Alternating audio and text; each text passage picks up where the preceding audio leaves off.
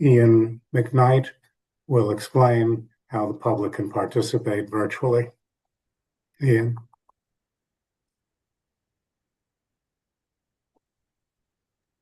All right. Thank you very much. My name is Ian McKnight. I'm the District Manager for Community Board 8.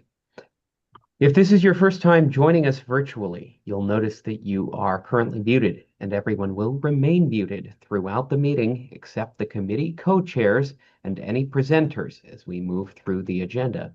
Following the presentations, the co-chairs will call on members of the public wishing to speak. You can participate by pressing the raise hand button on the bottom of your screen, not the wave or thumbs up button, as those will disappear. Only press the raise hand button once. If you press it a second time, your hand will go back down.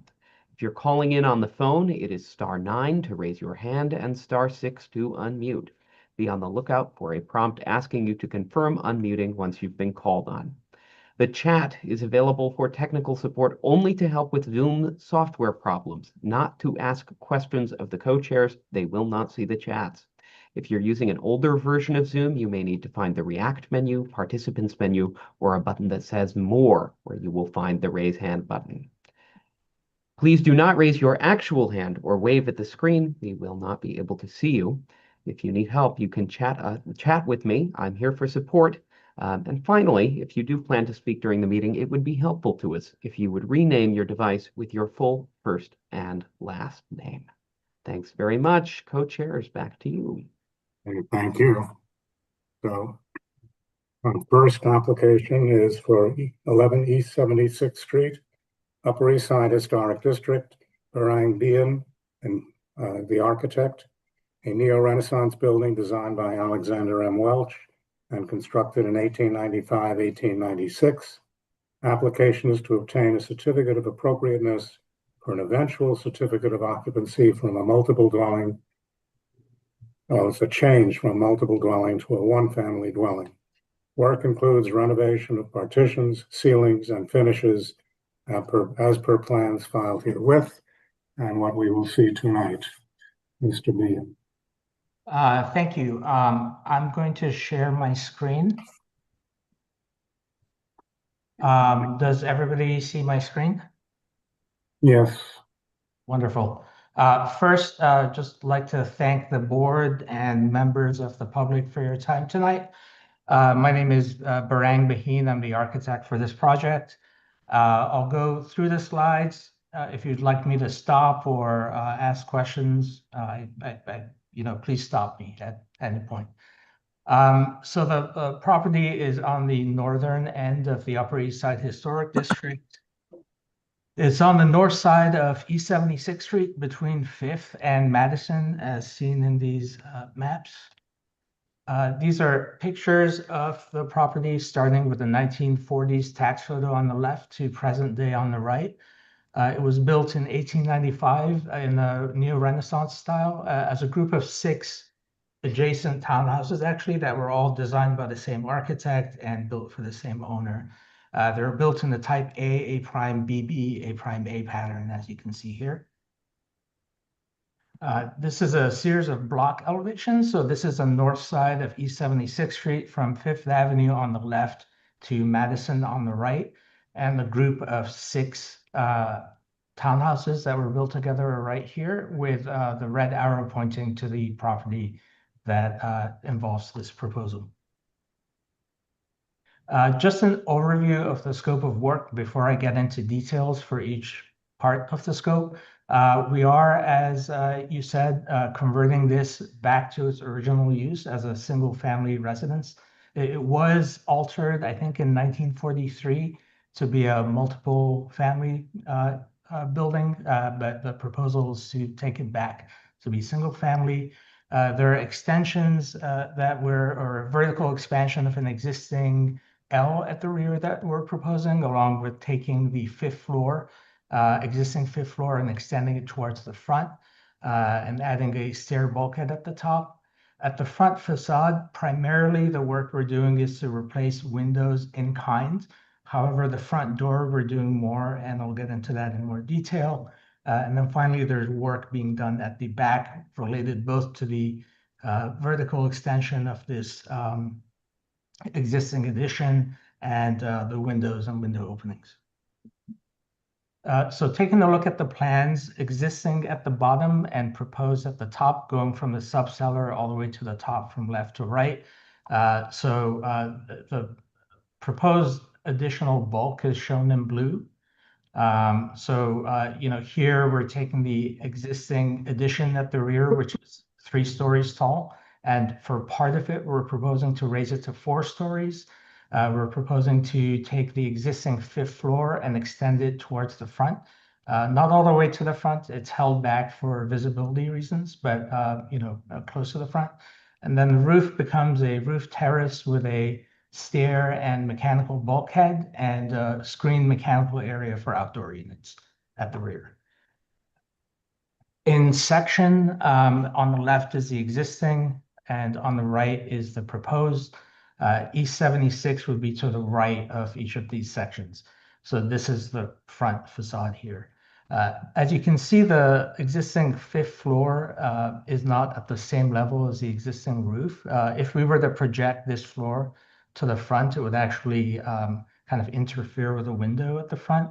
So at the roof level, expanding the 5th floor towards the front, we're proposing to change the floor elevation to be somewhere between where this floor is and where the roof currently is, so that we clear this window and create a 5th floor that's all at the same level.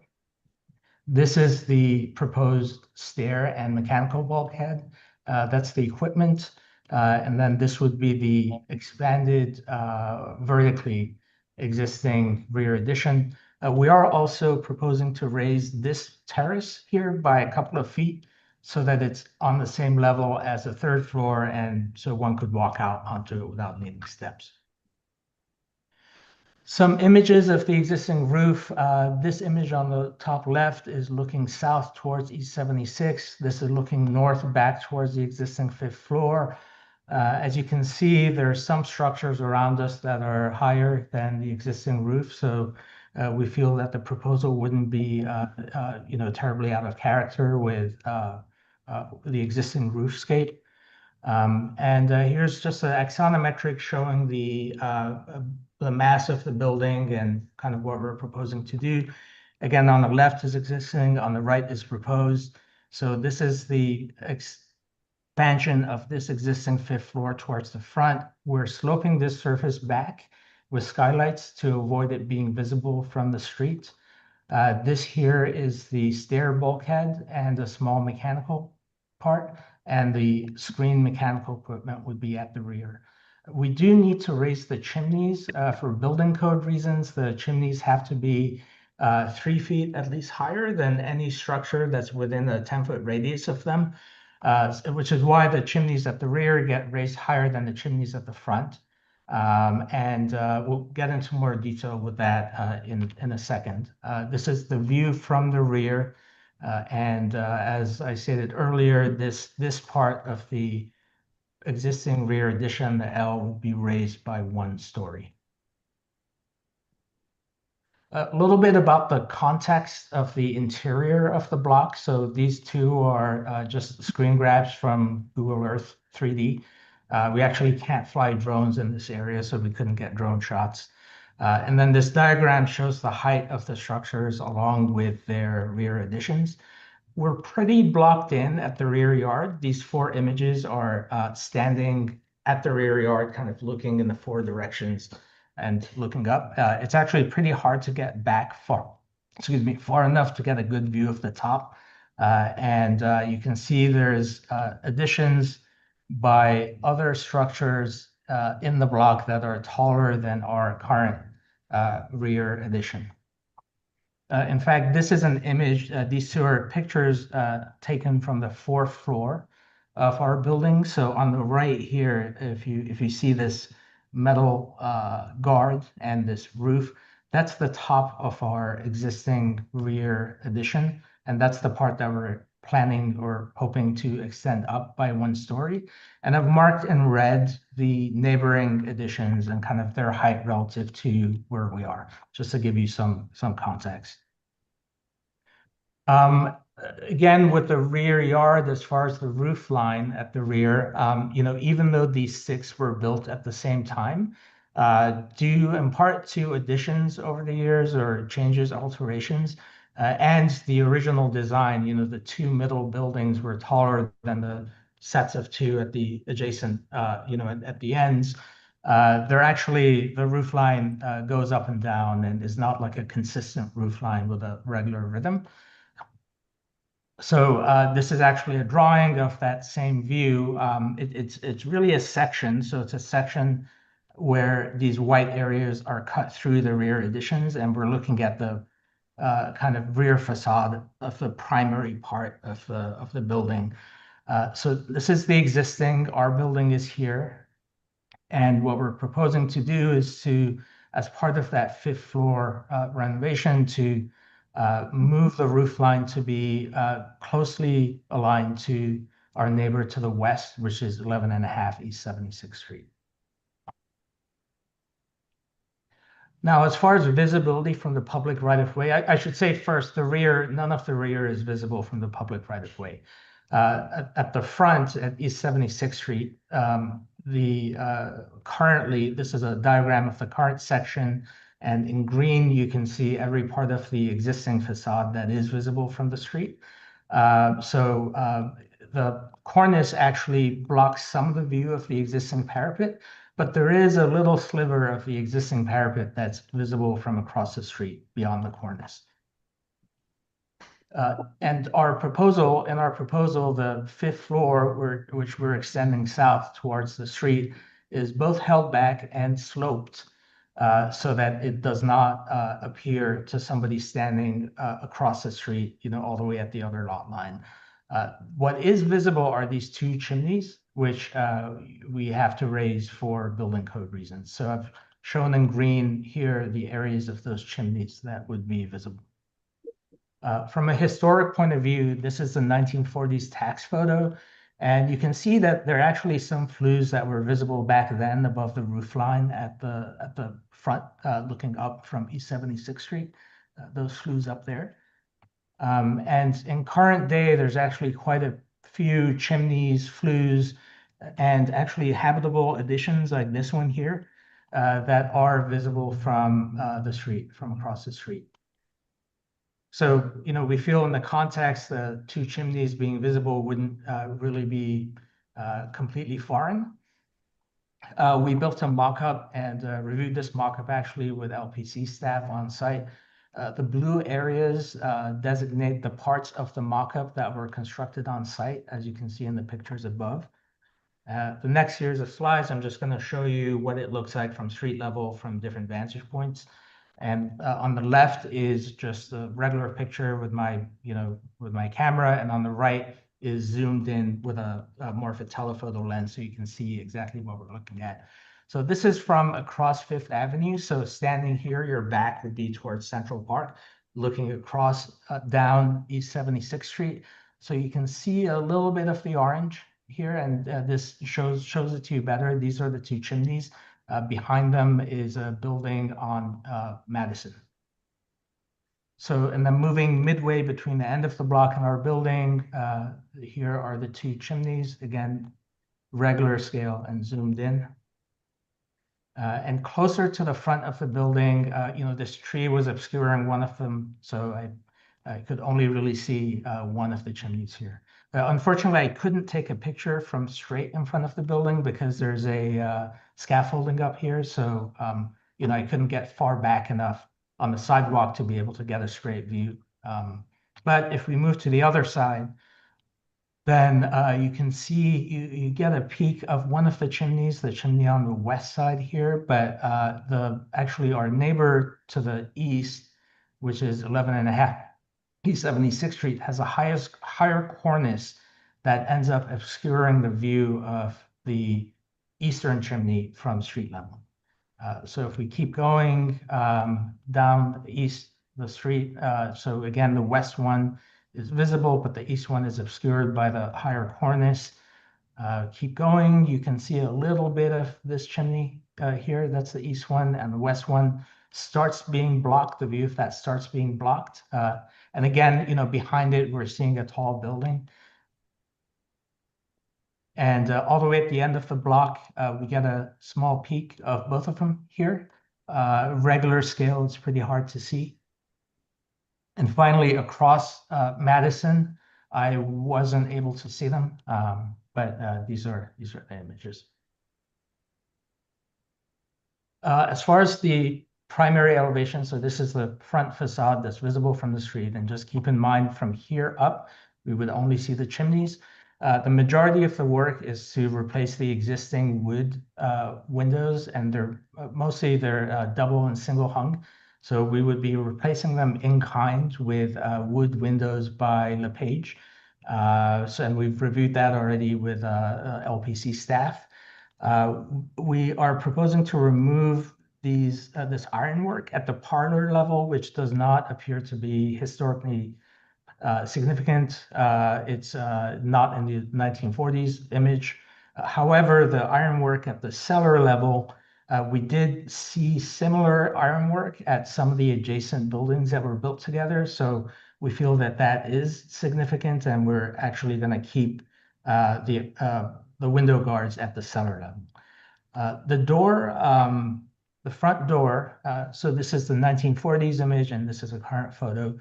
The door leaves themselves don't appear to be original. It looks in the historic photo like there was a glass light. The ironwork at the top, though, we did see a similar one on an adjacent building, so we're assuming that this ironwork is significant, and we're going to keep that along with the brick mold and some of the wood trim. So in terms of context, so these are the group of 6 buildings that were built together. You can see none of them appear to have their original doors, and the majority of the doors on the block are actually steel and glass. So what we're proposing is to replace the doors so again, maintain the transom ironwork, but replace the doors with a steel and glass door shown here. The 2 light fixtures on either side also were not in the 1940s photo and are in bad shape. So we're proposing to replace them with this light fixture shown here. As far as details of the front door, so you can see the ironwork here, which is going to be kept. The brick mold and this wood trim would be kept. And our proposal is to basically keep the wood frame, but to add the steel door behind it so that we're not disrupting any of these or what we think are original features. Moving on to the rear, so these are images from the backyard. As you can see, it's pretty hard to see the top. We're kind of boxed in. So this is actually our 9 East 76 to our right here, and then this is our structure here. So I'll touch on a few particular areas that I think are worth talking about in more detail, but generally our proposal is to change the existing windows to be steel windows by a company called Optimum. I think some of the other changes you see, we've talked about like raising this existing addition by 1 floor. So this elevation is actually a side elevation of the addition at the rear. So this view is visible just from our neighbors at 911 East 76th Street, which if you're familiar with the area, that's the Lebanese consulate. And again, the windows we're proposing some changes to the openings and also steel windows at the rear. So just focusing on a few of the more unusual features at the rear, there's at the parlor level, there's a projecting sort of a bay window with some ironwork. You can see that that doesn't occur on the building next to us, which was built at the same time by the same architect. Reviewing this with the landscape, with the landmarks LPC staff, we think that it was an addition or an alteration that was done at some point. In fact, the ironwork itself, when you look at the details, doesn't look extremely old. So we feel that this is not it's also not part of a pattern that we see elsewhere, either on our building or on adjacent buildings. Due to all that, we're proposing to actually remove this, keep the projecting bay window, but to switch the glass system to well, remove the ironwork and switch to a steel window system. The existing windows are actually single pane and non-thermally broken glass, which is a big problem both for heat loss and for condensation. We're humidifying the interior environment, so that would result in lots of drops occurring on the window if we don't go with a thermally broken system. Then the roof of it, instead of having this glass, would be a standing seam metal. The other area that I thought would be important to talk about is at the garden level. There's a door that leads out to the rear yard. Again, that has some ironwork that does not look terribly old. This opening, actually, the shape of this opening, we think upon reviewing this with LPC staff, that this was an alteration and is not original. The material here is a parch coat that's over the brick, but up here it's actually over a wood frame kind of construction that appears to be newer. It's underneath the original steel lintel that was up there. So this as well, we're proposing to remove and replace with a multi-fold steel door system with 3 panels. A couple of other features at the rear. This guard on the window at the rear shown here is in very bad shape. Again, it's not something that, this type of guard we haven't seen elsewhere on the building or on adjacent structures. So we're proposing to remove that. And finally, on the 3rd floor, facing our neighbor, there's a window which has leaded glass. It's not something that, again, we see elsewhere as a kind of original feature or other neighbors. So what the owner would like to do is to remove this intact and reuse it on a different project. And if that fails, to basically give it to an architectural salvage place to be reused somewhere. As far as materials, so on the left, we have a roof plan. This is the front elevation. This is the rear elevation. This image here shows the existing sill at the rear, and the lintels at the rear match the sills. So our proposal is to use an Indiana limestone that matches that limestone. And that material would be used both at any new lintels and sills at the rear, at the capstones, parapet capstones, as well as a paver on the roof level, and cladding for the stair and mechanical space bulkhead and the chimneys. The brick in the back, of course, we're maintaining the back, but there are areas where we're going to be changing the openings or building up, for example, this rear addition by a floor. So where we can't maintain the existing brick, we found a brick by Glengarry that looks like a pretty close match as shown in this image. So that's what we would use. The rear windows, the steel windows, are powder coated, sort of a warm black, like an espresso color. We're going to use that same coating for or the same color for the standing seam metal roofs, both on this structure and at the front, above those skylights that are sloping back, as well as the skylights themselves and the enclosure for the mechanical equipment at the top. Ironwork, including the existing guardrails at the front, the existing ironwork at the transom and the front door, and the guardrails at the back would be painted black. This off-white color would be used at the new wood windows at the front.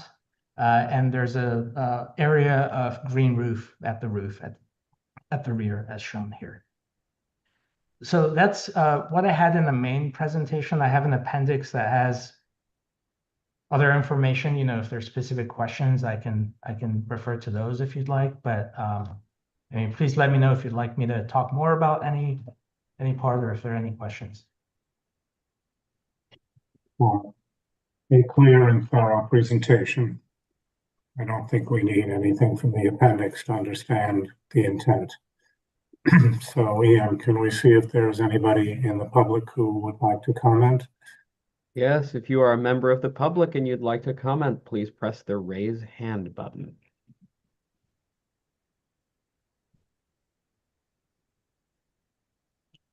Seeing none on my side.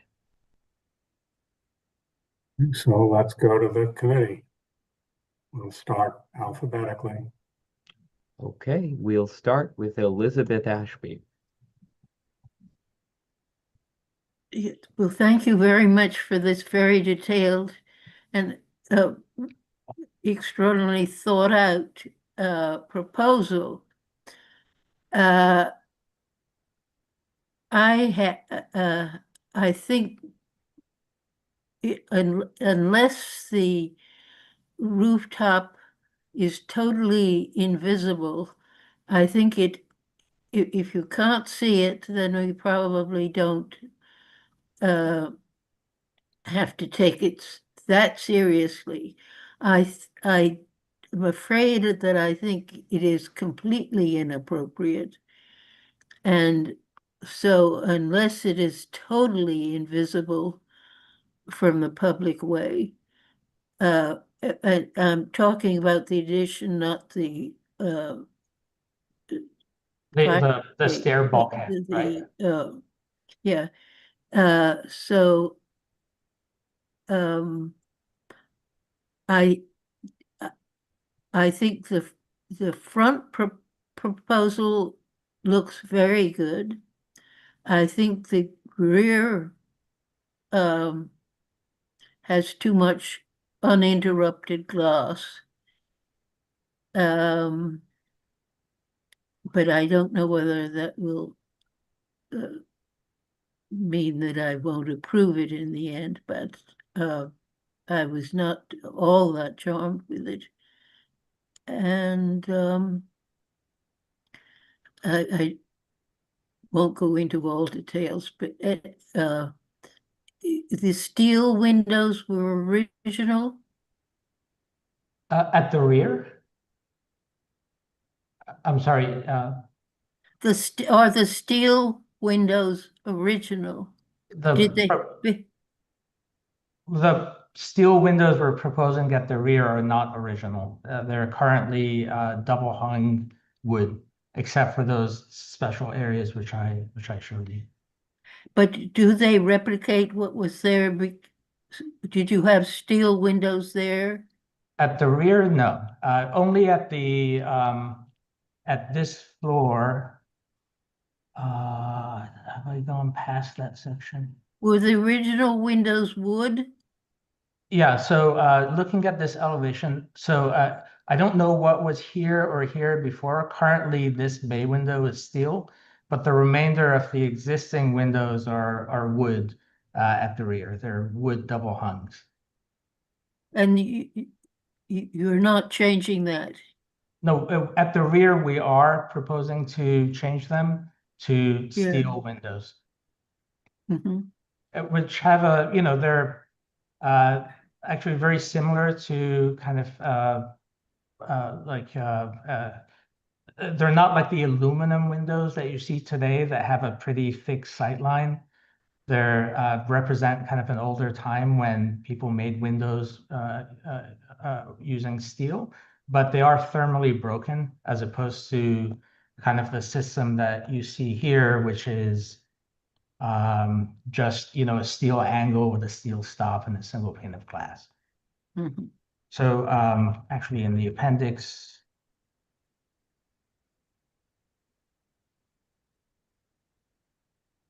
so this is the typical profile, and I've seen these used at the rear facades of historic buildings around New York before. Of course, this is powder coated like a warm blacks and espresso color. This is just the diagram of the shape, so it wouldn't be this color, but it's a pretty minimal sight line of because steel is stronger than some of these other materials. So.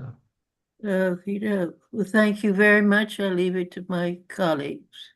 Thank you. Thanks for your comments. Next up, we have Gail Barron. Thank you very much for your presentation. You noted that the original windows in the rear were wood double hung. Is that the same in the front? That were they originally double hung wood windows that you're going to just replicate now? Yes, so I should say at the rear, I assume they were wood double hung because that's what's there now and they look very old. At the front, they are now wood double hung. At this floor, they're single hung. And actually, one of the double hungs was converted to an in swing of this one, which we're going to go back to a single hung. But at the front, all these windows were originally wood double hung and single hung, and that's what we're using now. Or that's what we're proposing to replace them with, but they'll be by LePage, who they've used their windows and other historic applications, and you can see actually in the appendix for each window, we have a picture of the window existing, and then we have the existing, proposed, and the existing profile on the right and the proposed profile on the left. So we picked a specific line from LePage, which is pretty close to the dimensions of the existing. We're replicating the existing wood brick mold. So in the past, they would take the brick mold all the way down to the sill, to the stone sill. So all the brick molds are actually rotted at the bottom because water sits down there and then wicks up and rots them. So we've sent a small sample to a mill worker who's setting up their knives to get the exact same profile. And we're going to replace all the brick molds at the front, except the door, again, because that's a special case, with ones that match the existing, and they're set at exactly the same point in relation to the front, to the opening as the existing. Excellent. I have another question. What is the existing height of the building without any addition? I have that here. Excuse me for a sec. So since there are different definitions for building height and zoning, building code, et cetera, I've kind of marked all the dimensions so we could see. But from a zoning point of view, the existing height is about 63 feet, 3 inches. The existing height, which, for a zoning definition, the height discounts any roof bulkheads. They don't count towards the height. So it's 67 foot, 3 3/4, plus minus. And then the bulkhead is an additional 11 feet above that, the roof bulkhead. If we look at it in context, there are adjacent structures which are taller, and the ones in that same row also, like this is a occupiable addition at, I guess that's 13 or 15 East 76, which is the same height, or it looks like a little bit taller maybe than our proposed addition.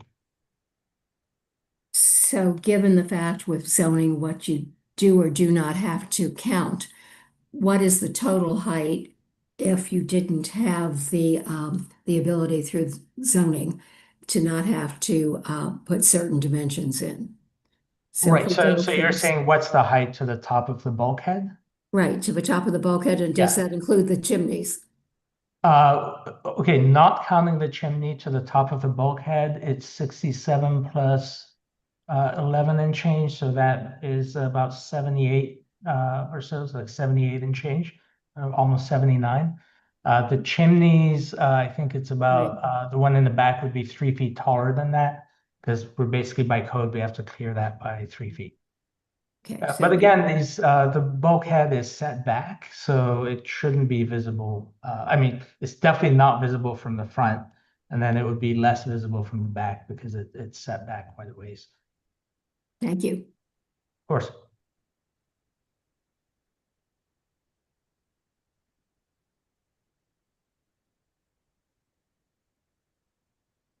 Those are my questions.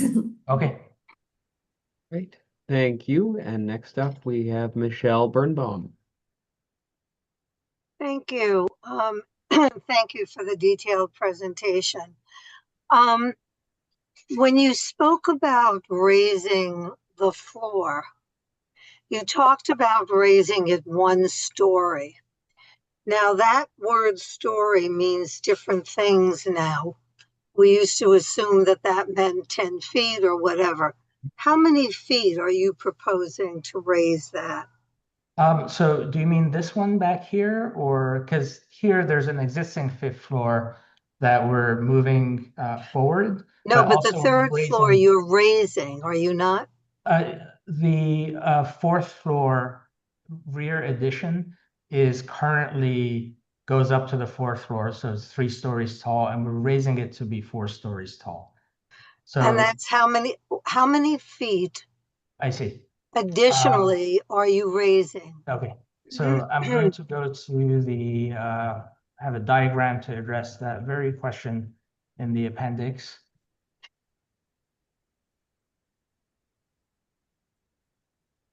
Okay, so this is the existing on the left. This is a proposed on the right. This red line is where the parapet is for the existing, not the floor. The floor is just a little bit below that. And then this upper line is the parapet, again, not the floor, and it's maybe about a 10 or 12 inches above the floor. So we're raising the parapet height by 12'2", the floor height by about 11 feet, 11 and change.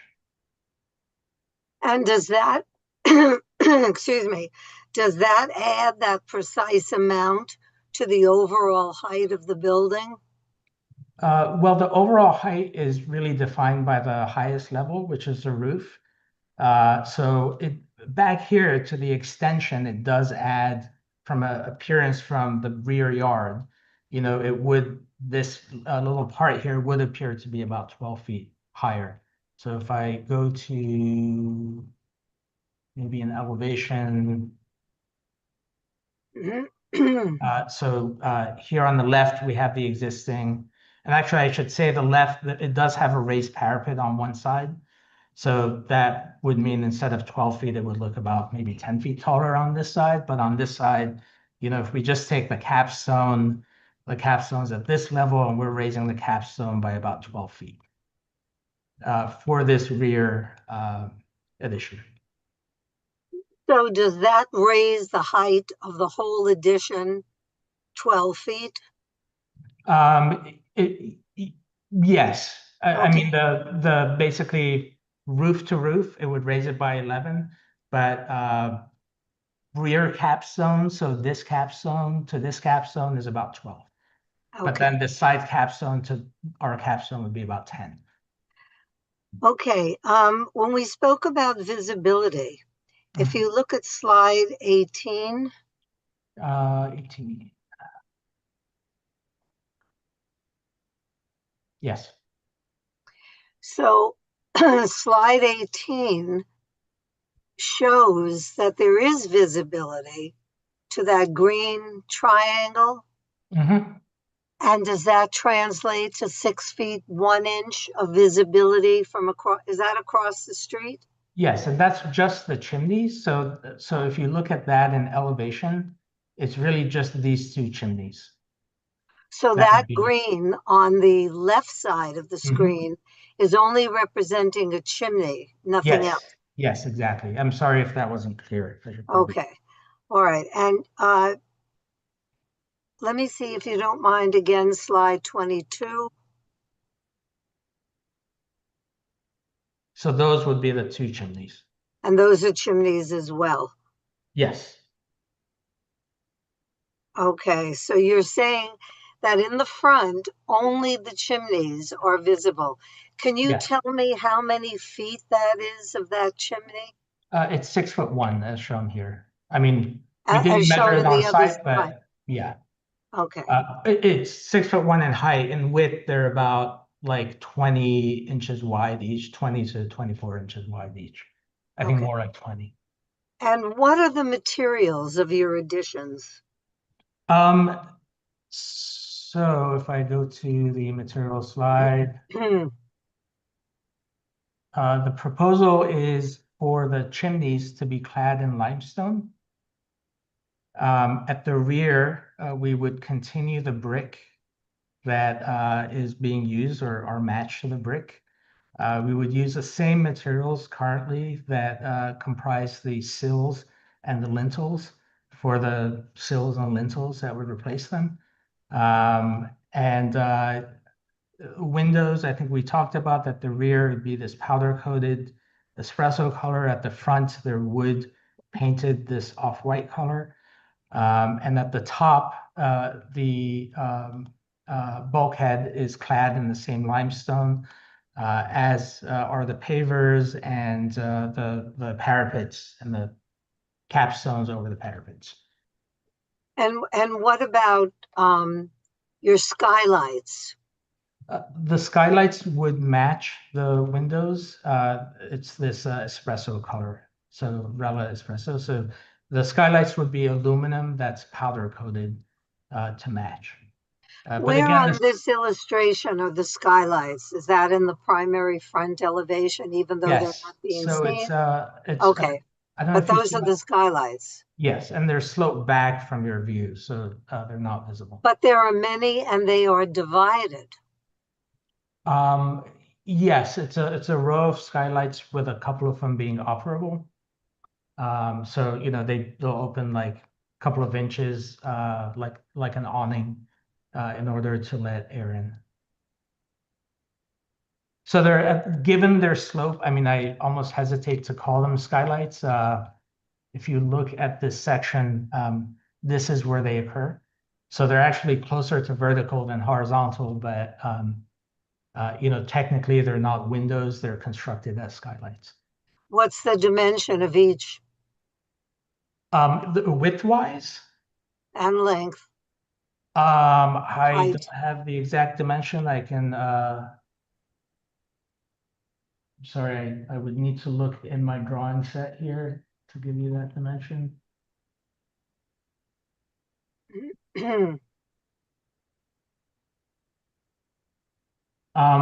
So the projected height, so looking at it in elevation, it's about 5 feet. So, but the In actual which height, direction? I'm sorry, 5. vertical, up and down. Okay, But if I were to take a tape measure and measure it at an angle, it would be closer to 7. And the width is,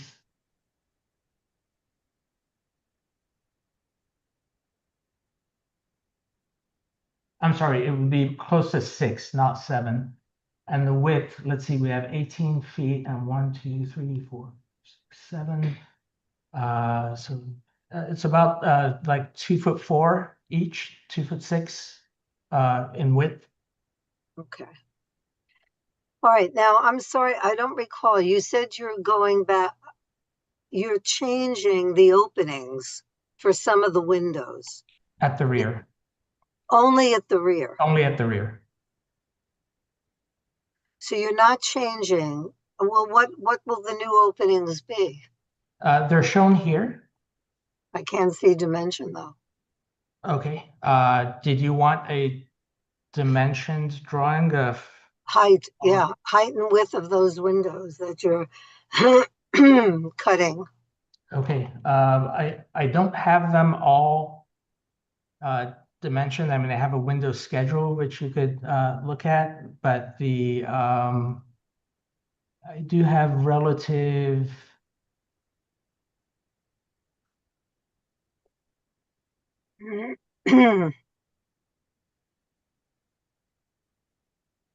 So in this diagram, the red lines represent the existing, and the drawing itself represents the proposed. I can produce something dimensioned if you'd like to see it, but I don't have that with me now.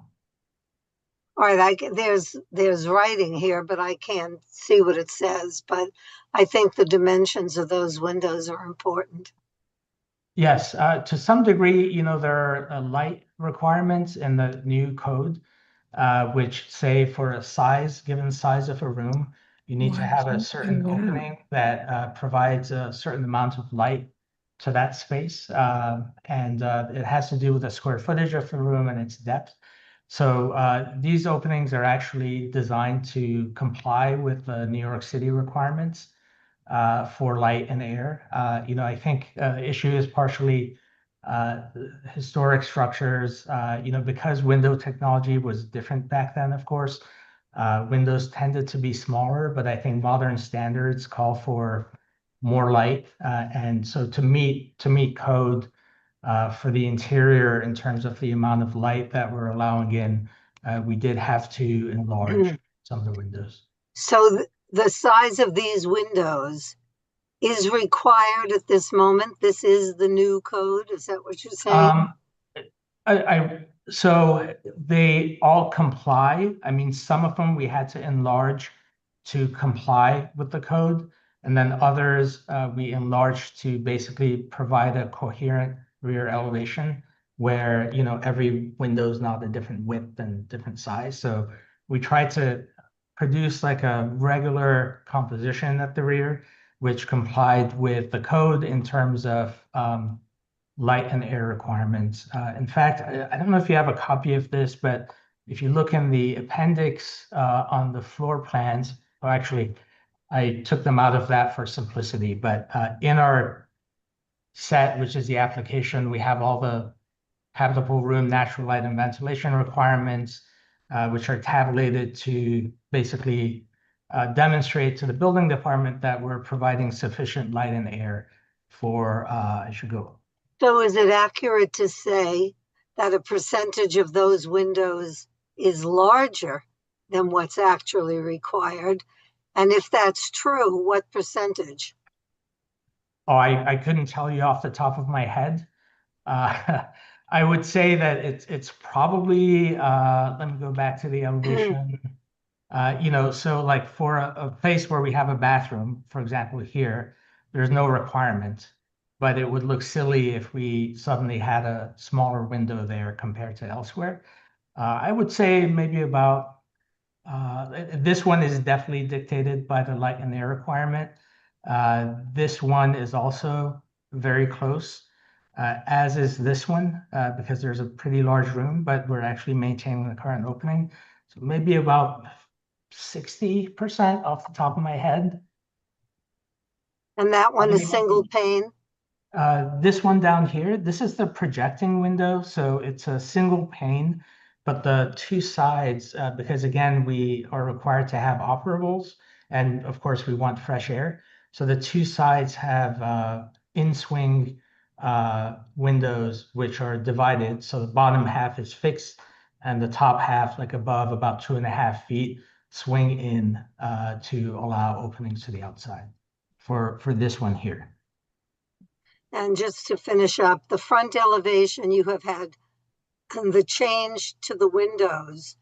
There are none to the cutout, but you're changing them to 1/1, or with the transom on that bottom on the second floor.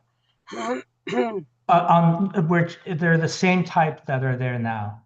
So all these windows at the front, they're currently either double hung or single hung, and we're doing double hung, single hung, we're doing single hung, and we're keeping the exact same position for the meeting rails. And, basically we're trying to duplicate as precisely as possible the windows in the front.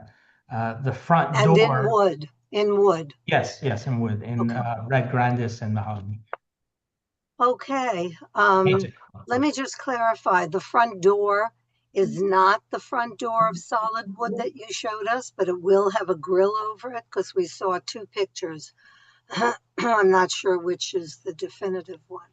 So on Yeah, the you left see you is have a wood. Yeah. yeah, on the left is the existing, which Oh, is okay. this wood, Right. Okay. and on the right is the proposed, which is steel and glass. And the transom is, we're keeping the ironwork as well as the brick molding and the trim. So the linear things in front of the glass, are those wrought iron or metal, or is that steel? It would probably be wrought iron. I'm afraid I don't have that level of detail. The intent is to do this type of twisted metal. So I think we don't have shop drawings for those yet.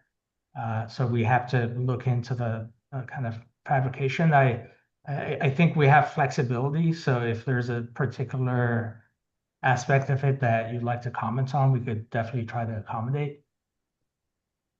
Okay, thank you. I mean, I would even talk about the lights, but there's so much to talk about in this application that I'll leave that with the right to discuss it at another time. Thank you. Okay, thank you very much. Okay, next up, we're going to have Alita Camp.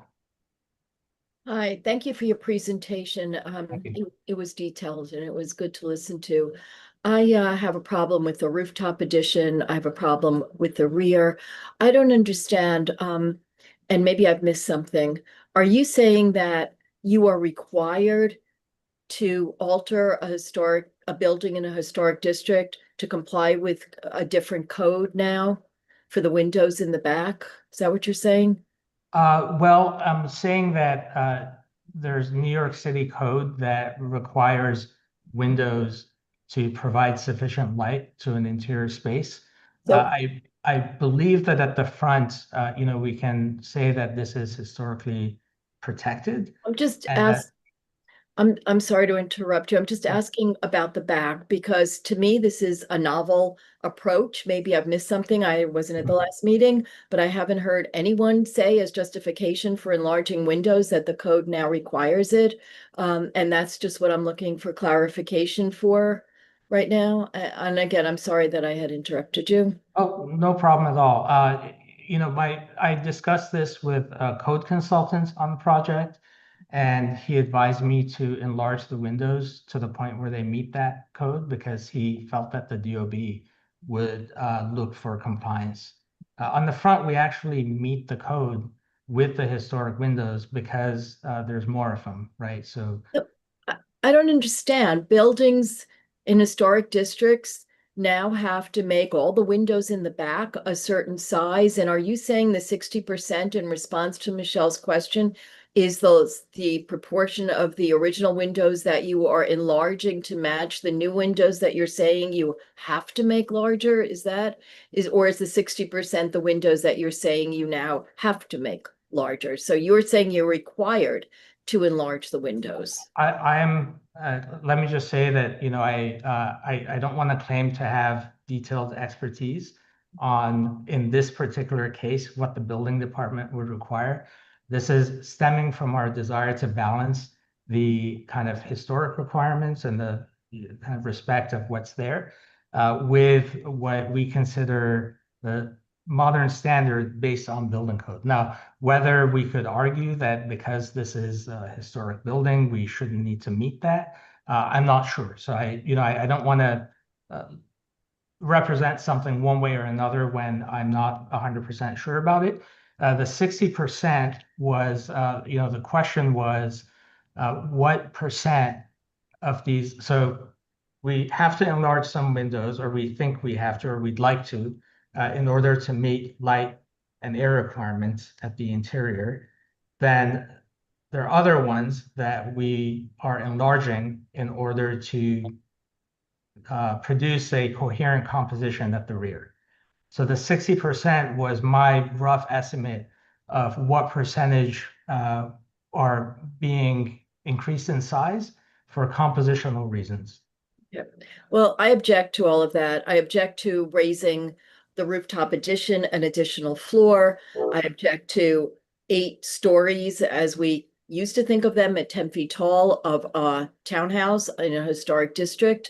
And so I am opposed to this. To me, the argument that the context of other taller, maybe additions on other buildings in the area, and that you have to now or feel entitled to match that height is a reason that shouldn't be permitted at all. It's the continued drop by drop by drop by drop deterioration and diminishment of these historic districts. I have been to other cities where buildings are intact without rooftop additions. I can't speak to the rear yard, and it casts an entirely different feeling on the streets. I understand the chimneys are required by code. No one wants any fires. Goodness knows we've seen too many of them in recent weeks, but I just object to the scale of this proposal. So I'll end with that, but thank you. Thank you for your comments. I just do want to emphasize that, we do currently have a existing 5th floor, and we're just extending that to the front. And maybe this section is a little misleading, but the stair bulkhead doesn't go all the way across. And from a streetscape point of view, it's actually not visible from the street. So, I guess my expectation is that it wouldn't affect the experience of the public at the street level, but I understand your point. I've seen enough instances where people come and say it's not visible from the street and maybe from where they stand. And I'm not saying this is you because I don't know you, and you seem credible based on the detail and an apparent interest in preservation. But I've seen enough where if you stand someplace else, you can see them. The light will certainly be visible, and whatever anyone else from the committee might say, that to me is also a diminishment of a historic district when you have blasts of light coming from these skylights or windows or whatever you want to call them. It's too much. Well, I mean, I'm sorry if other people in my profession have soured you on what we can do. I can say that I walked the site with the Landmarks Commission staff, and it's actually up now. So if you'd like to see it, you can walk the street, and the mock-up is there, so you can see it for yourself if you'd like. Well, I'll try and do that before the full board meeting, but Great. for now, Thank I feel I'm just opposed. And thank you for the explanation and for leaving the mock-up there. Great. That's Okay. it, Ian. I'm done. Thank you, Alita. Okay, next up, we are going to hear from Sarah Chu. Hi, thank you for this very thorough presentation. I have no further questions. I think my colleagues have asked quite a number, and I have a good sense of what this application is. Thank you. Thank you.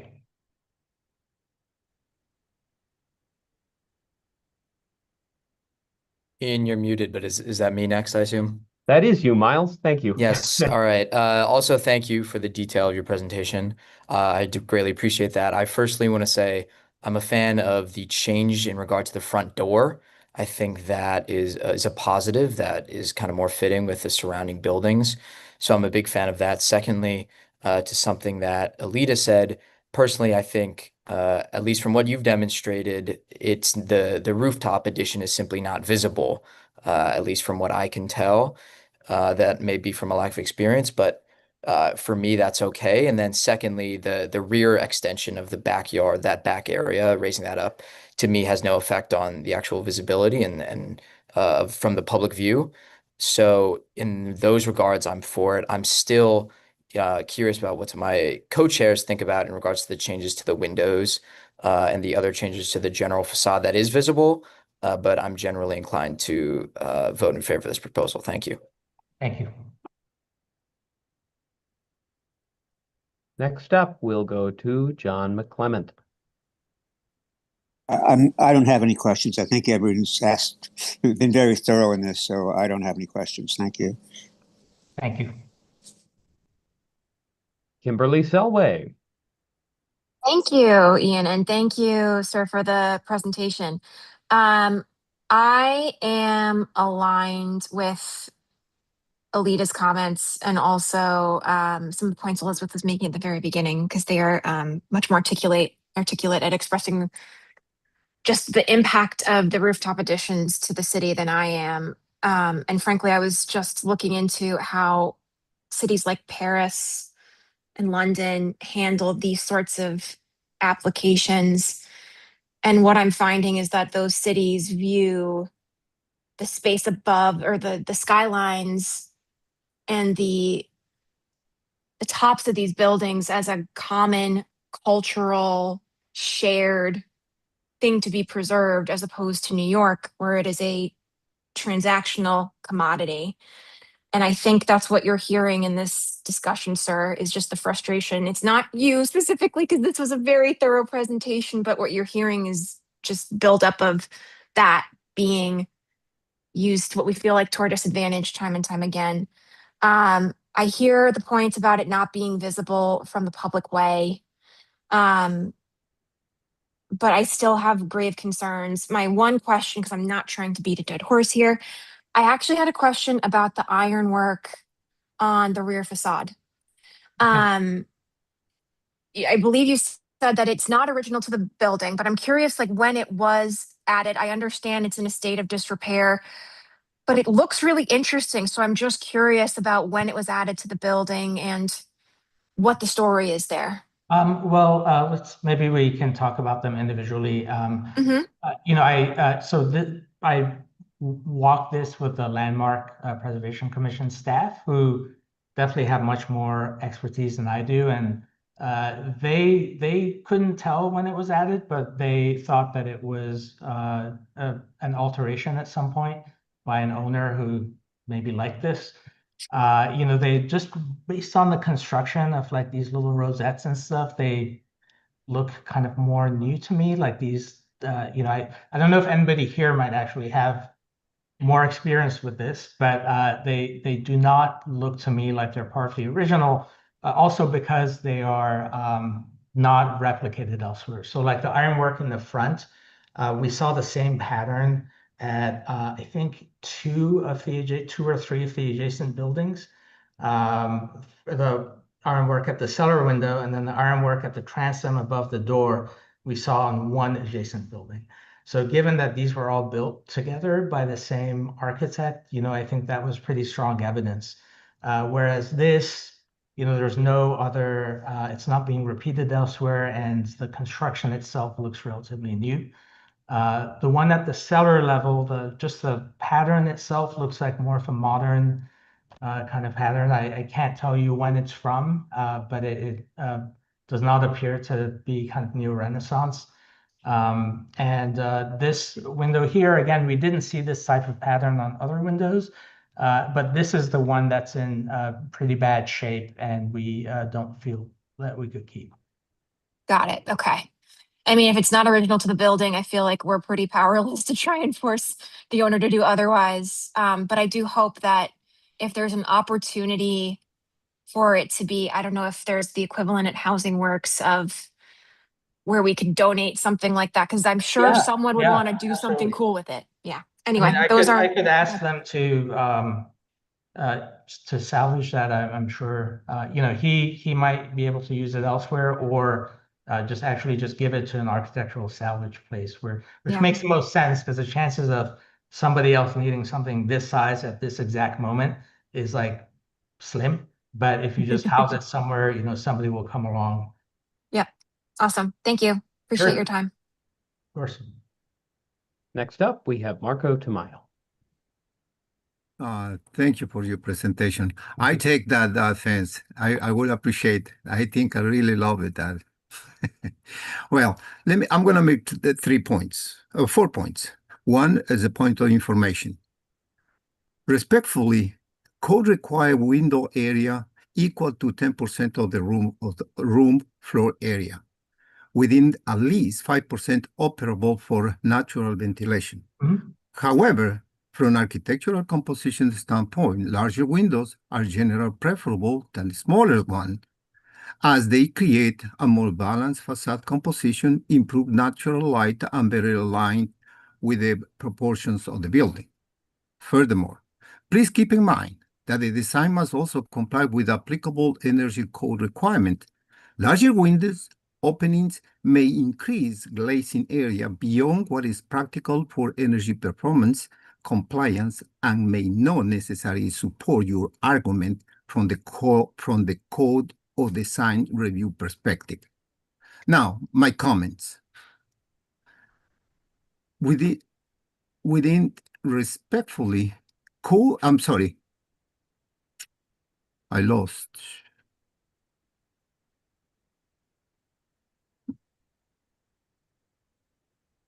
The proposed vertical enlargement, page 10, 11, and 67. If you put it the page 10, I would appreciate.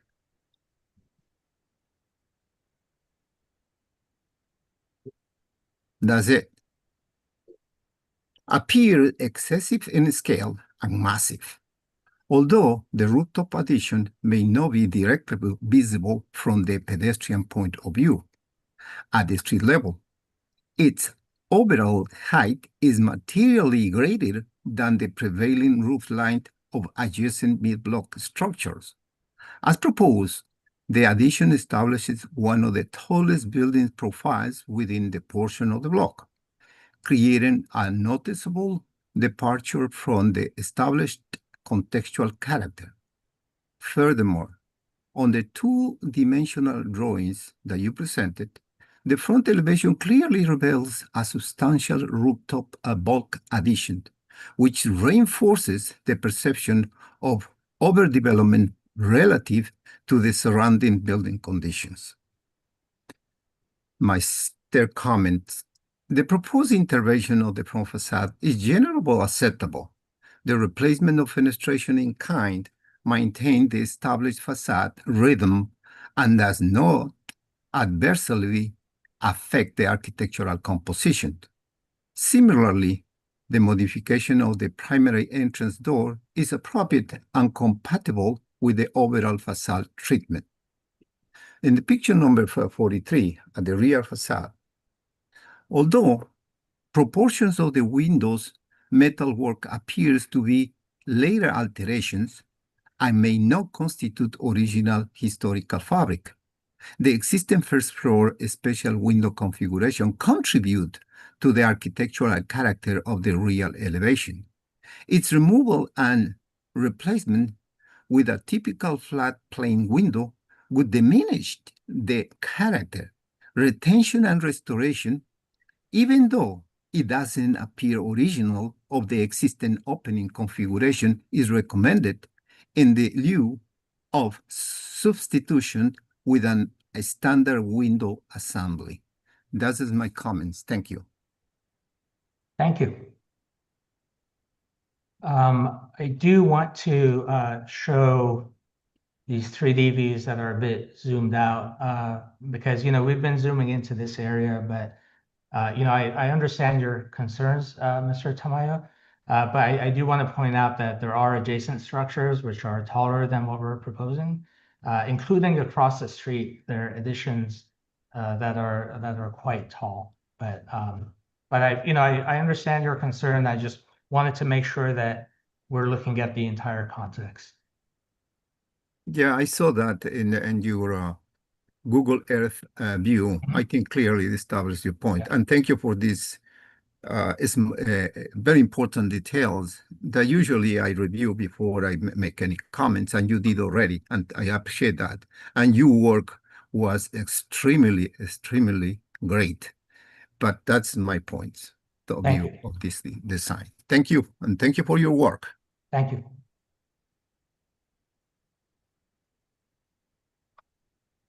All right. Thank you very much. Next up, we're going to go to Adam Wald.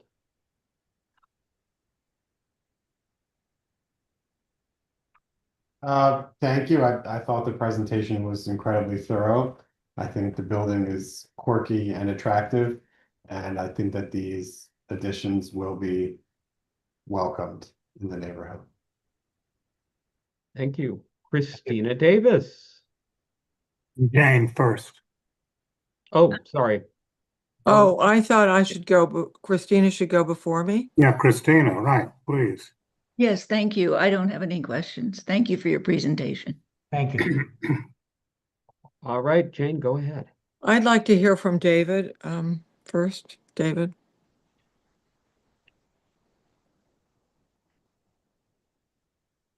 Now, I think that the front facade is well handled. I think that Mr. Beheen has done a good job of hiding a fairly substantial vertical addition. I think the rear I don't understand, looking at it, how people are concerned about the window sizes.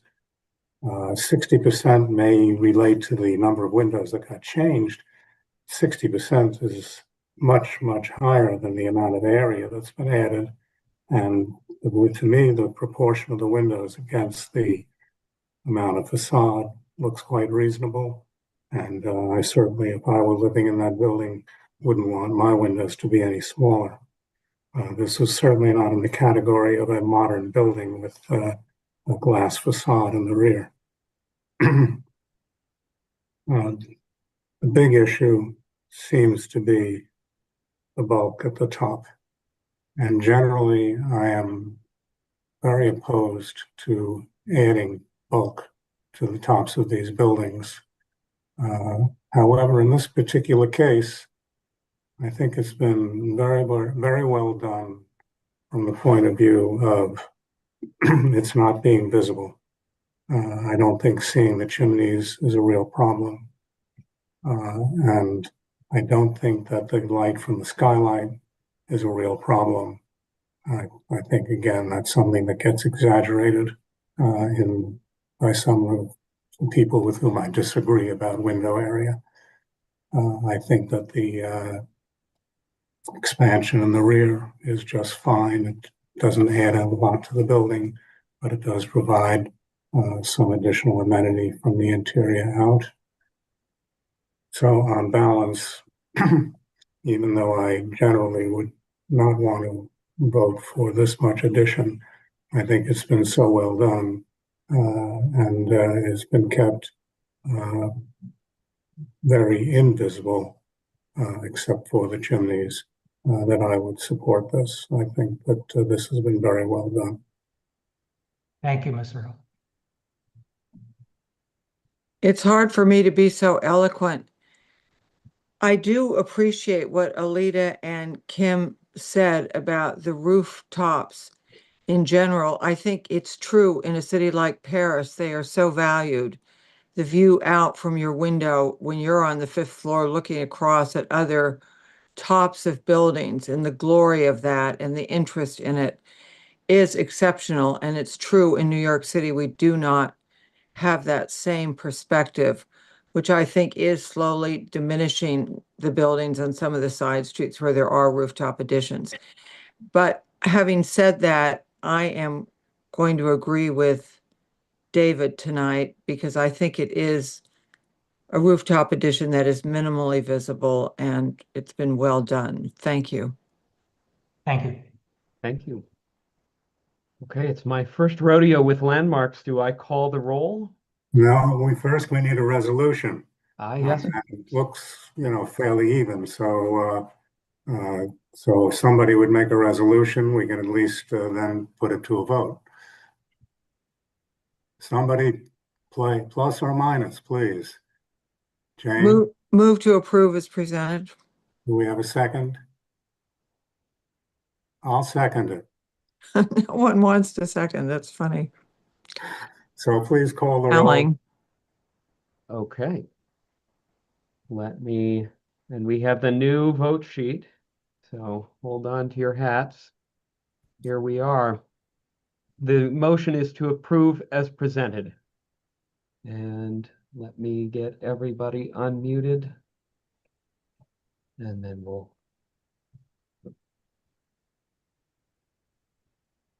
Sorry, folks.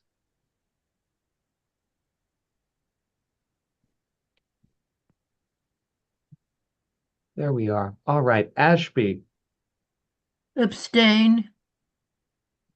Barron, No. Birnbaum, No. Camp, No. Chu, Yes. Davis, Yes. Fink. And Miles let me know he had to step out for a moment, but he votes yes. Halpern, Yes. McClement, Yes. Partial, Yes. Selway, No. Tamayo, No. Wald, Yes. Okay, there you have it. The motion passes 7-5 with one abstention. Thank you, Mr. Behe. Good One luck. question, I'm sorry, David. Miles is not present. I'm right or wrong? He told Ian what his vote was. Oh, okay, thank you. Thank you all for your time. I appreciate it. And I appreciate your comments as well. Thank you. Thank you. We will go to the next application, which is 125 East 64th Street, Upper East Side Historic District. Shiva Singh, architect. A neo-Grec style building designed by John McCool and constructed in 1876 with alterations to the facade by William F. Dominic in 1924. Application is for changing front windows on the ground floor and the upper 6 front windows to a 4/4 grid pattern of windows. Is the architect here? We have Jennifer Colombo presenting. Okay. I'm going to share my screen.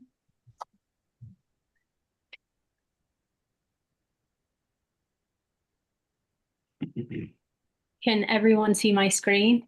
Yes. Okay.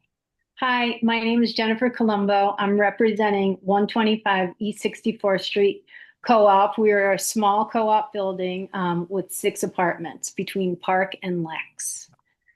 This is currently what our building looks like. This is where we're located on the map.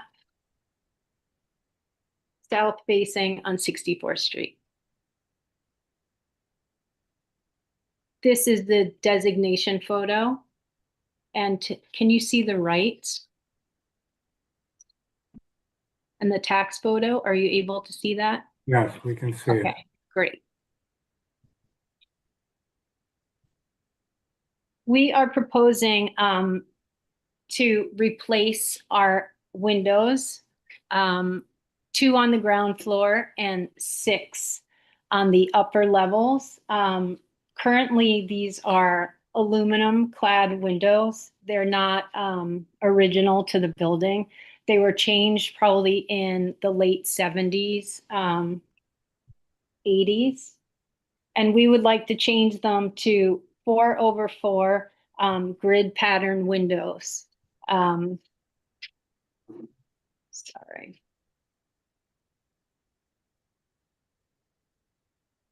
In wood clad. Basically, the only original windows left are the parlor floor, which we absolutely love and we're keeping exactly as is. Only we're going to restore them. Okay, so the next slide is basically the front elevations. The left one is what it looks like right now, and the right would be what the proposed windows would look like.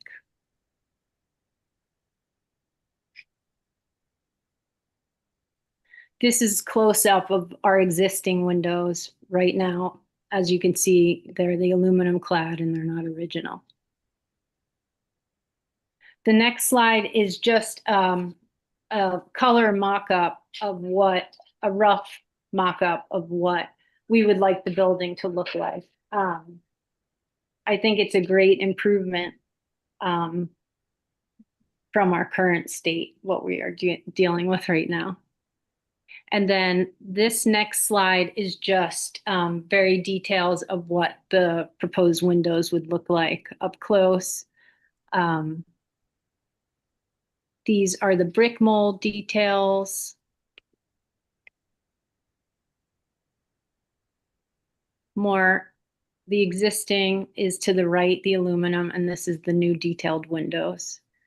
And my last slide is basically our neighbors across the street.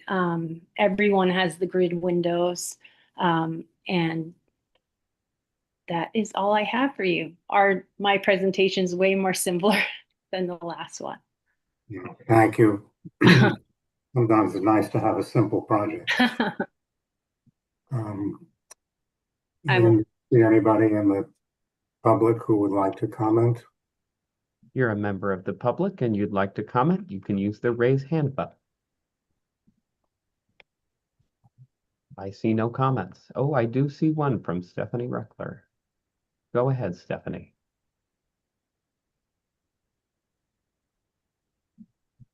You should see a prompt to unmute, Stephanie. Will the air conditioner remain on the parlor floor window?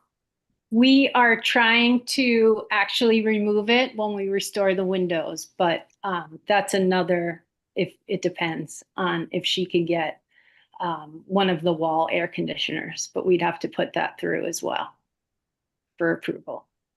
Where would the wall air conditioner be? Inside her apartment. I guess I'm not familiar with that, but all right. Oh, yes, it's I'm not sure the name of it, but they basically get mounted on your wall inside, and then they run a line from inside your apartment all the way to the roof for ventilation. The Mitsubishi unit, which is what's typical. Okay. Okay. I wasn't sure of the name. So it won't affect, you won't be affecting the wall. In a building like this, you can ventilate through the windows. You don't have to ventilate through the air conditioning. So the air conditioning can be strictly on the interior. That's what we're hoping for, so we can keep the parlor floor very pretty and just clean the way it looks now. Thank you. Thank you. I see a hand from Kimberly Selway. We're starting reverse order. Reverse order. All right. And Christina should be taken alphabetically if we can. Yes, we can do that. We will start with Mr. Wald. Thank you for your brief presentation. These seem like a notable upgrade from what you have, and Yes. I would be in favor of supporting this. Great, thank you. Tamayo. Thank you. Kudos, Mrs. Colombo. Thank you. I think well done. Oh, thank you. And you don't need to speak when you do something that is right. Your proposal speaks for itself, doesn't need words. And I think you are the best example in that direction. Thank you. And let me make some comments myself. Okay. The proposed fenestration intervention substantially improves the architectural integrity of the building and is appropriate to the overall facade composition. The introduction of the 4/4 sash configuration is contextually and architecturally consistent with the scale, proportion, and historical character of the structure. This arrangement reinforces the vertical hierarchy of the openings and restore a more coherent relationship between glassing pattern, masonry voids, and solid planes. From the historical facade composition standpoint, the 4/4 configuration provides a more appropriate subdivision of the windows openings, resulting in an improved visual balance and a stronger alignment with the traditional proportions commonly associated with the building typology. The mounting pattern contributes to a more articulate facade expression, reducing the visual scale of the sash while enhancing depth, rhythm, and fenestration cadence across the elevation. Overall, the proposed window replacement is a significant improvement over the existing condition, and it better integrates with the architectural vocabulary of the building and support a more historically compatible facade treatment. Thank you. Thank you very much. On to Selway. Thank you, Ian, and thank you, Jennifer, for the presentation. I had raised my hand earlier because I'm sorry if I missed it, but did Ms. Reckler share her street address or how she's related to the building? That context for public comments is always so helpful. Mrs. Reckler, I'm sorry, I'm not. I Oh. live at Ian, if you 880 can bring her Barbara back, Avenue. we typically do try to get name and address. Sure. She's unmuted. I live at 885 Park Avenue, and I'm interested in landmarks throughout our district. Got it. Yeah, I was just curious if you were a neighbor, but thank you for that, for answering the question on the fly. Overall, this is wonderful. And Ms. Colombo, thank you so much for caring and taking care of this building. Thank you. This is such a nitpicky question, so do forgive me, but is there a reason you went with 4/4 as opposed to 6/6 like your neighbors? I really wanted the 6/6, but Landmark actually they said maybe they like the 4/4 better. So interesting. I was Okay. kind of going with what they were suggesting. Well, But they outrank me, so duly noted. Thank you. Those are my questions. oh, thank you very much. Thank you very much. Next up, we have John McClement. I think this is a terrific improvement, and I would be very much in favor of it. Thank you. Great. Miles Fink. Miles, are you there? And I believe Miles has an event this evening and again is ducking in and out, so he may come back a little bit later. Christina Davis. Thank you for your brevity, and I can approve as presented. Thank you. Thank you. Great. Sarah Chu. Thank you for your presentation. I support this application. Thank you. Great. And next up, we'll have Alita Camp. Thank you. Thank you for your presentation. I fully approve. I would be the first one if I could raise my hand fast enough to make a motion to approve. Thank you so much. Birnbaum. Yeah, so 2 questions. Sure. What's listed on our agenda is 4/4 and 6/6 grid pattern windows. Oh, but that's just incorrect. You're not proposing 6/6. yes, it was Okay. just we changed it to the 4/4. Okay, so that's Because just it was incorrect. suggested by Landmark. Yes. Okay, fine. The second thing is this is wood over aluminum. This Yeah. is not a completely wood window. No, it's the aluminum clad wood. Just for us. Wood clad aluminum. Yes. Or no, wood clad metal. Sorry, not aluminum. Our original windows are aluminum. What's in right now is aluminum. These are definitely upgraded windows, but they're not full wood. They do have metal, and they look just like wood, but they're cladded. So was there a reason you didn't do an all wood window? Just for durability and longevity, honestly.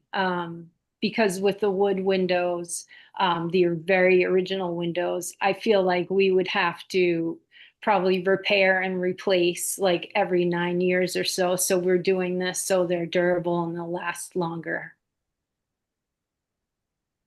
Okay. Well, and the wood also is...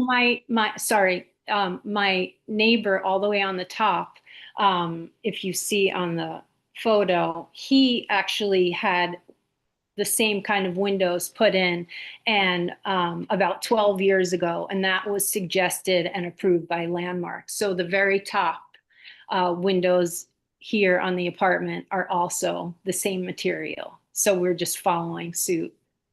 Okay. Just a matter of preference. To me, the wear and tear is on whatever the external material is. So the external material here is still wood. So anyway, I would prefer for all wood. The other thing I wanted to mention with the air conditioning, the interior unit, which also, if it provides heat, can be called a split system. That's correct. But this would only be air. But I would just like to know from the architects, my understanding is that a ventilation of some kind, whether it's tubing or something, has to go to an exterior compressor or something, that there would have to be some kind of tubing on the exterior of the building. Is that not correct? Because it is correct for a split system. Is it not correct for this? For a split system, you do have to get a connection between what's on the outside and what's on the inside, but it doesn't have to be run on the outside of the building. Typically, it's run on the inside of the building. Yeah. And as far as the ventilation goes, with a residential building like this, you get your ventilation through the windows. So there's no reason to be looking at any kind of tubing on the outside of the building. Okay. Okay. Thank you. Thank you. All right, Gail Barron. Thank you so much. I enthusiastically support your application. Thank you. Great. And next up, we have Elizabeth Ashby. Yes, this is a great saving of quite a pleasant building. It restores its texture. I too would have liked 6/6 better than 4/4. I too would have liked wood. But I think that this is a really huge improvement, and I will support it. Thank you very much. Thank you. All right, co-chairs, I'll let you two take it from here. Well, I'll go first this time. I just want to echo what Elizabeth said about the 6/6 versus 4/4s in the wood, but I will support the application. Thank you. Thank you very much.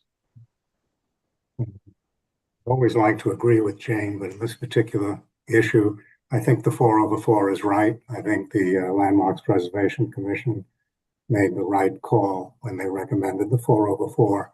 I'm just looking at the proportions of the windows in relation to the overall facade and the size of the windows themselves. I think what you have is right for the building. Certainly will have my support.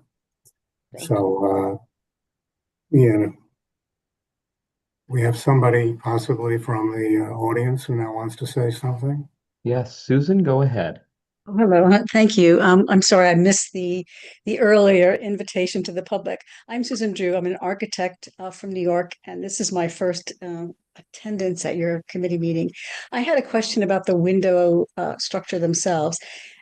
It looked, as you zipped by the sections of the windows, that you had an insulated aluminum window and you're going to a single pane uninsulated wood window. Is that correct? No. Okay. Right now, it is the Anderson E series. They're double hung. And hold on, let's see. Are you talking about the brick mold? I'm sorry, I'm not an architect. I'm just representing my building, presenting this. So this is what the architect I'm draws. really just asking if those are I'm just thinking from an energy point of view, if those were insulated windows. Yes, of course. Yes. Okay, that's all I wanted to know. Thank you. Okay, thank you. I'll go back to. Appreciate it if we don't have second thoughts. And all of a sudden we have 3 people with second thoughts. Can we at least keep them quick? All right, we'll continue reverse alphabetical. So that means we're going to start with Marco. Thank you. I was planning to put the motion, but I think maybe Alida and Silwe can put it. So I'm not going to put a motion. Thank you. Kimberly, what's your issue? No, I was going to make a motion. That's what I think Alida's doing the You're all same. jumping the gun because we hadn't asked for it. Okay. We'll let Alida make the motion.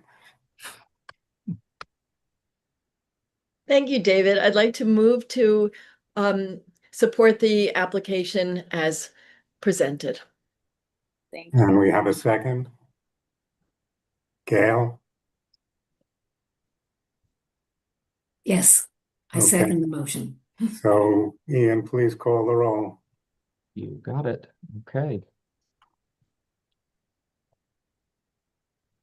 Ashby, Yes, Barron, Yes, Birnbaum, Yes. Camp, Yes. Chu, Yes. Davis, Yes. Fink, Halpern, Yes. McClement, Yes. Partial, Yes. Selway, Yes. Tamayo, Yes. Wald. Yes. Thank you. We have 12 with one absent in favor. Thank you all very much. Thank you. Okay, now I'm going to be handling our third application, 116 East 80th Street, an individual landmark, an absolutely glorious house designed by Cross and Cross and constructed in 1922, 1923, with a really riveting social history as well. This is a section 75-42 application to request that the Landmarks Commission issue a favorable report to the City Planning Commission regarding the continuing maintenance program for the landmark in connection with the transfer of development rights to a receiving developer. It doesn't list an architect or a presenter here. Who is We have presenting this evening, Sarah Scher. And Yes. Sarah, which firm are you from, or? Higgins Quaysbarth and Partners, the Historic Preservation Consultants. Yes. Okay. I will go ahead and share my screen. So as I mentioned, I'm Sarah Scher from Higgins Quaysbarth and Partners, and we're the Historic Preservation Consultants for the owner of 116 East 80th Street. I'm joined this evening by Sheila Pozon from HSF Kramer, who's also here to answer any questions you may have. I'm sorry, what was her name again? Sheila Pozon. And she's the land use attorney? Exactly, yep, from HSF Kramer. It's no longer Kramer Levin, or is It is no longer Kramer Levin. Hey, so what are those first three initials? Sorry, Sarah. HSF. HSF Kramer. Exactly. Okay, thank you so much. Yeah, no problem. So as Jane mentioned, we're here to present a proposed continuing maintenance program for 116 East 80th Street in connection with a transfer of development rights pursuant to Section 7542 of the zoning resolution. This is an individual landmark that was designated in 1966. It was constructed for Lewis Spencer Morris in 1923 and designed by architects Cross and Cross. It's located on the south side of East 80th Street between Lexington and Park Avenue. This is a neo-federal style house with Flemish bond brick, limestone trim, multi-light windows, and wood shutters. The house recently went through an extensive renovation and restoration project and is in excellent condition. So as you know, zoning resolution section 7542 was part of City of Yes and allows individual landmarks to more easily transfer their development rights without having to go through ULURP, and to also expand the boundaries to which it can transfer. 116 East 80th Street has 2,405 square feet of unused development rights. And how many? I'm sorry, say that again. Of course, 2,000. 2,405 square feet. Okay, thank of you. unused development rights. So a relatively small transfer. I think it's the smallest transfer that has been done from an individual landmark previously. And that is the remainder of the development rights that will be sold as part of this transaction. So starting with historic documentation of the house, we have the 1940 tax photo on the left, and then a photo from the Landmarks Preservation Commission on the right that dates from 1968. And these photos, before the tree got larger, you can better see the pediment at the top of the house that has a medallion of one of the original owner's relatives. This was Lewis Morris III, who is one of the signatories of the Declaration of Independence. And as we can see, the historic condition included a primary entrance on the left side, a secondary entrance on the right side, basement level, arched windows at the parlor, and then 6 over 6 windows at the second and third floor. On the next page, there's on the left, we have another 1968 photo from Landmarks that allows you to see the original setback section of the house from this angle, looking towards the west. On the right is a 1990 photo from Friends of the Upper East Side, just showing its condition in the 90s. And then here we have side by side the 1940s photo against the existing conditions. So as I mentioned, the house recently went through an extensive renovation and restoration program and is incredibly intact, both in its condition, but also in its historic details, as you can see from the tax photo to the existing condition photo. The one thing we were able to find that is different between the tax photo and the existing photo, besides the usual things like lighting, flower boxes, and security cameras, is the color of the brick mold. Cross and Cross would often use this contrasting color palette between the brick molds and the sash. And for 116 East 80th Street, we see a darker brick mold around the window and then the light color sash. And usually that brick mold color would relate to when you have shutters, these shutters are original to the house, the brick mold would relate to the shutters. So there's a exterior condition and then the sash condition. And so just going material by material on the front facade to look at it more closely. Here we have the limestone trim, which is around the entrances and as belt courses at the lower stories. The limestone is in excellent condition, with just some areas of minor biological growth and soiling, and there's one chip that exists over the secondary entrance on the west side of the house. Limestone also tops the building with the cornice and the pediment, and then at that setback level, the balusters at the terrace are also made of limestone. Again, no cracking or delamination, just some minor water staining and soiling at the top of the building. The brick, the Flemish bond brick is incredible. The joints are perfect with original color mortar and very little replacement at the body of the building. Even the brick that hits the sidewalk, which you would usually expect to have a lot of weathering due to salt and splashback, is in very good condition. There is one area above the door entrance that has an area of missing brick that will be repaired as part of this project.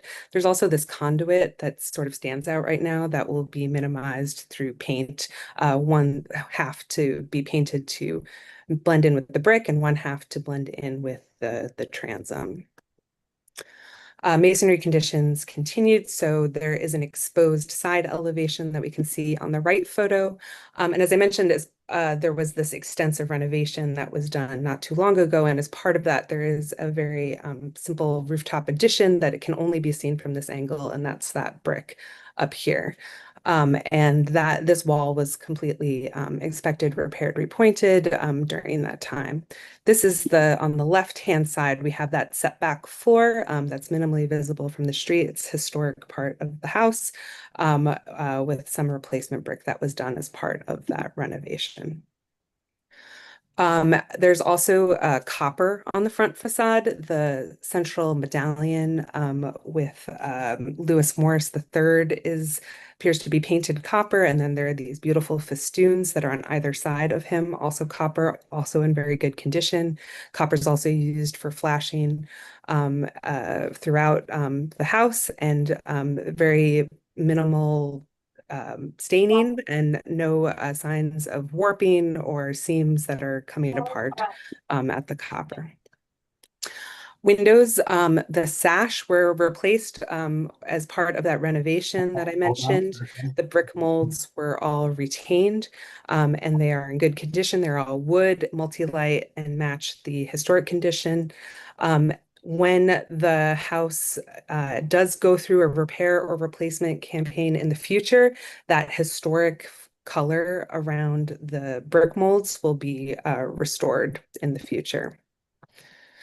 And then at the base of the building, the two doors at the main entrance and the secondary entrance are not original, but they are the historic configuration for both doors and are wood.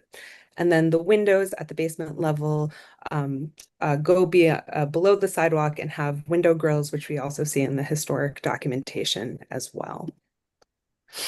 The rear of the house, which you can see in these two photos, again, was not redone, but was repaired as part of the renovation. It consists of brick and bluestone trim. Some of that bluestone trim was repaired, which you can see here, all in kind. And then there are new windows throughout that were done as part of the previous renovation. And then the roof, the left is the roof looking south. The right is the roof looking north. There are mechanicals, bulkheads, and skylights. It's a very tidy, amazing roof that has no signs of deterioration. So in terms of the initial restoration scope, as I mentioned, this house just recently underwent restoration and renovation. So the scope is minimal, just given the condition of the house. So as I mentioned, this conduit that sits above the main entrance will be painted out to blend in more seamlessly with its background. And then this brick will be repaired and infilled so that it is no longer reads as a gap in the facade. And then on the bottom, as I mentioned, those darker brick molds, when the windows are repaired or replaced, that historic color palette will be brought back to the house. And then the continuing maintenance program for buildings of this size, Landmarks is asking for a 10-year inspection program. So every 10 years, the house will be inspected at the front, the roof, and the rear for any deficiencies in the masonry, the windows, the parapets, the flashing, caulking, structural integrity, and they will be repaired. And then 10% of the proceeds generated from the transfer will also be placed into a fund to support the future work if needed, if anything changes with ownership in the future. And that is my presentation. Happy to answer any questions. Thank you very much, Sarah. The building does seem in great shape. Would you agree? It's in amazing shape. Yeah, I know. Well, I'll save my comments for later. Thank you. I think we can go to the committee. Ian? We have two members of the Oh, public with their sorry, the hands up public. if you'd like to start there. Sure, absolutely. Sorry. Great, not a worry. We'll start with Bill Brennan. Okay, can you hear me now? Yes. Great. I was present on Zoom when you guys were talking about 159, 161 Yes. East 78th Street. Oh, actually, Bill Brennan from 170 East 78th Street in Manhattan. Okay. And I was present during a Zoom meeting where you were talking about the transfer of the rights from 159 and 161 East 78th Street to the same developer. So I guess my question would be, when do you say no to the developer? Has the developer sent out letters to everybody who's a landmark east, I guess, west of Lexington Avenue, and basically will create a super tall at this location on 79th Street and Lexington Avenue? Bill, thank you for coming. I remember at the previous meeting, the land use lawyer did mention where who was the accepting developer or the receiving developer, I guess is the phrase. It was not mentioned tonight. So I'm curious how you know that. I believe it's in the plan right here. Oh, I guess I didn't read the plan clearly enough. Thank you. Sarah could probably confirm that. Oh, Thank I you. guess Sheila could answer that. Sarah, Yeah. can you go to, I think it was slide 2? Sure, yeah. Here you go. Yes, so Sheila Pozon, partner at HSF Kramer, Zoning and Land Use Council for 116 East 80th Street. So if you see there the dashed red line, that identifies the receiving site. Oh, okay. Transfer. I would like to point out, we don't represent the developer. I believe that they will have to come back to Board 8, to the zoning committee, when they are, presenting their building. That will include transfers from my client, and I'm not privy to which other lots they're purchasing, landmark air rights from. But they will come to Board 8. That's part of the process. But you do know that they've purchased the unused rights on East 78th Street for those two houses. Only because I happen to be watching the board meeting that night. But I was not involved in that at all. I don't represent the other. No, I understand that, but you just have knowledge of that. Yes, yes, I have knowledge. Thank you. We can continue. Thank you, Bill. I don't know whether Can I you just have- add one Yes, more thing? absolutely. Please Yeah, do. so when does he stop? He's already added 2 floors with the purchases from East 78th Street. He's going to add another 2 floors from East 80th Street. So when does he stop? When do we stop getting a super tall and create a billionaire's row on East 79th Street? He's adding 4 floors. As you know, Bill, that's not the purview of this committee, but I do appreciate you bringing it to our attention very much. There is sort of a lack of transparency, but why don't we continue? If you have no other comments, we will Well, continue. All right, I'll just make one last comment, is that the development or the developer will keep going until you say stop. Because when I watched the meeting from last month, the chairman or whoever it was, I mean, there was probably about 20 minutes of discussion about how this could damage the neighborhood or whatever. And then the chairman or whoever it was said, we don't opine on that. We have to approve this.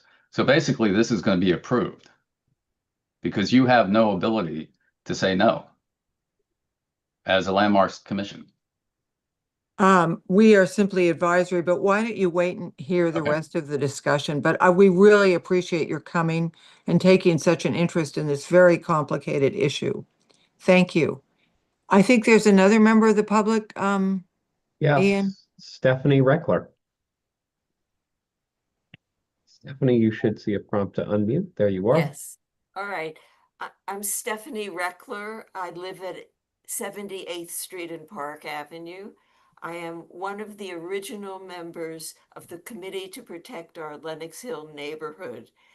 I speak for both myself and for the nonprofit that I represent. And I appreciate Sheila's comments that Sarah just disappeared from my screen. I'm here. Sheila and Sarah's comments that the townhouse is in beautiful condition, and I commend the owner for maintaining this building, which is just magnificent. But I was astonished to receive the proposal for reasons that a landmarks building can sell air rights to a non-landmarks building that has no relationship to the landmarks building other than it's close by. To me, that is outrageous.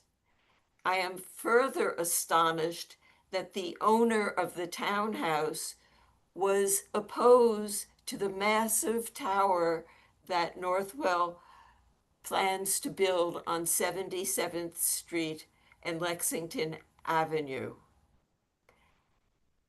I would like to hear from the owner of the building how he changed his mind about a tall building out of his landmarks area. It just, to me, does not make sense. And I will not commend that you approve this until you hear from the owner of the building, and he tells you himself why he thinks adding more floors to a tower that is going to be closer to him than the massive hospital building on 77th Street. And what changed his mind? That's what I would like to hear. What changed his mind? Thank you, Stephanie. We appreciate your coming. Now we're going to move along to the committee, although I see Adam has his hand up. Adam, could we take you as part of the regular committee discussion, or did you want to Yes, say of course. something? Yes, of Okay. course. Okay. I had two things. One question was, what is the existing or the occupied zoning floor area of the house today? Sheila, do you know that? I don't have that offhand, but we can certainly get back to you with that number. Okay. The 2,405 square feet, that represents all of the unused development rights for the townhouse. There's no holdback. On a 4.0 or 5.1? Let me look into that. Okay. And second, again, I would comment that it is not the purview of our committee to comment on proposed developments resulting from these transfers, but it is in a contextual zone, the receiving site. So even though when you layer on these additional bonuses, there's only so high you can go. A super tall is not possible, and even a very tall is not really possible here. How do you know it's a contextual site? Sorry, Adam. Well, I'll ask that question Because later. it's in a contextual zone, right? This is R10A. The receiving site has a C15 overlay.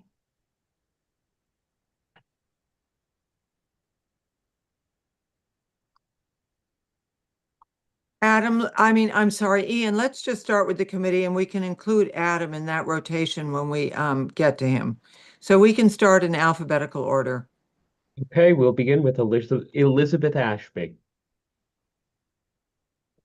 Yes, I think the owners have done a magnificent job of restoring or maintaining their building, and I'm all for them continuing to do exactly that. But I'd like to remind this committee of the application to do a similar proposal from the Metropolitan Club. And the air rights were going to enable the creation of an 1,000 feet tall building. And I think we should have learned our lesson now. I think with this law, the city has done what it often does, is make a good proposal for one thing and ignore the consequences of their proposal. And I think that this transfer could go, it may have a receiving site, but perhaps another site could be found. They're not whatever. And if they get out of the contextual zones or special districts that limit height, who knows what could be built. So I know that that isn't part of this consideration, but I think that this is, we've been warned before of what can happen, and I think we ought to object or ask the law to be changed or limited or something to protect us from, God help us, another 1,000-foot building. Thank you. Thank you, Elizabeth. Gail Barron. I am concerned about the lack of transparency. Also, the concept of the city of yes has been to create affordable housing. So when you have this transfer of air rights, whether it's a medium tall and a non-super tall building, also how affordable will those apartments be? And I think that we have to, even though it's not our role to opine on this particular issue, I do think it's important overall that we at least have some more information. And even when it comes to a maintenance plan and the current owners, I don't think we'd have to worry about it. They did a magnificent job of maintaining their structure, but it could be sold, and who knows? I mean, a 10-year inspection seems like a long period of time where a lot can go awry. So those are my concerns. Thank you, Gail. Okay, next up, we'll hear from Michelle. Yes, thank you. Ordinarily, with these applications, it's not our business to know what the cost is, what the giving site, the donor site, is getting and the receiver site is paying. However, when you talk about that 10% of that goes to restoration, then it becomes our business, because I have no way of knowing if 10% is adequate, because I have no idea what numbers we're talking about. So to me, even though usually the finance is not our business, but here it is thrown into the application. So that's one concern of mine. And I do like to know what the proposal is to be built or added to on the receiving site. I think we need to know that. And I think that needs to be part of the information that we have before we can make a decision. Thank you, Gail. Thank you, Michelle. Thank you. Alita. Thank you. Thank you, Michelle. I appreciate your comments and agree with them. So I'm going to go with the Friends of the Upper East Side here and their comments. There is no transparency, and there ought to be transparency. Transparency in any city rule is important for a number of reasons that I won't go into. Here, the building sits on the corner of a historic district or just up the street from one. So it does have an impact on the historic district. It's been a city fight at the South Street Seaport when I think Hearst was aiming, and I don't know if they still are, to build a tower in a parking lot within the borders of the historic district, and that has been fought for years. Similarly, down at the Meatpacking District on a parcel of city-owned land that the city aims to give a developer, I believe, for some small, well, in my opinion, small percentage of affordable housing, and a huge tower is being built. I know Village Preservation's been really active in that fight. So tall buildings on the borders of historic districts do have an impact. I read an article about this particular parcel of land and the developer's aims, in fact, several months ago. And the developer aims at the edges of historic districts around the city to build towers full of amenities for obviously not people who are going to be getting affordable housing, but for the luxury end of the market. So we'll be looking at a big building with, I don't know, a swimming pool, a refrigerator for deliveries, a wine cellar, a movie theater, meeting rooms, conference rooms, pools on the roof, who knows? But it will be looming over a historic district, and I think that makes it our business. So I cannot support anything like this without the information that Michelle seeks, without any information about what's being planned. I think it's a good idea to have money that goes into a fund for maintaining these buildings, because we've seen numerous times, not so much in Manhattan, maybe in Manhattan, but in other boroughs where owners of landmark properties just allow them to deteriorate to the extent, and we did see that actually in Treadwell Farms, to deteriorate to an extent where now they want to seek demolition of the and elsewhere demolition of the building because it is no longer safe.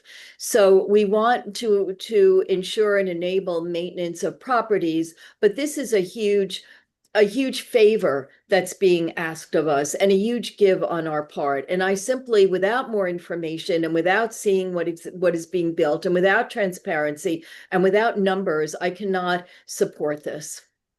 Thank you. Thank you, Alita. Sarah Chu. First, I'd like to thank Ms. Scher for a very detailed presentation. You always do an incredible job. And thank you, Ms. Pozzone, for your presentation as well. I want to be very clear that my comments have nothing to do with the quality of your presentation, which is always excellent. On principle, I will be voting no on all future 7542 applications until we are able to get the transparency and the context that we need to make our decisions.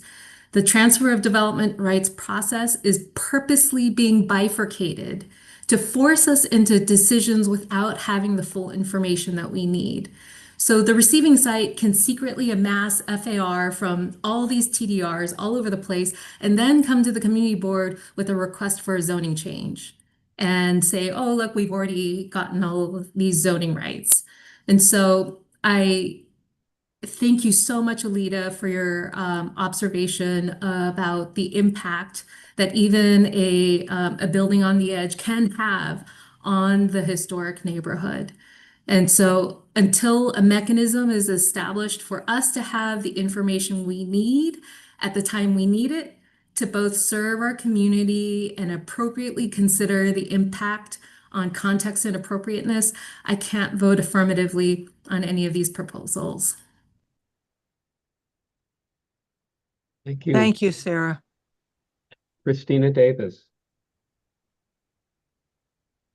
Well, from a preservation point of view, this is the most important block of any borough because it's the only block that has 4 contiguous individual landmarks, 116, 120, 124, and 130, 2 by Cross and Cross, 2 by Mott Schmidt. So this is a very special block and something we should try to dearly preserve. Thank you. Thank you. Next up, we'll hear from Miles Fink.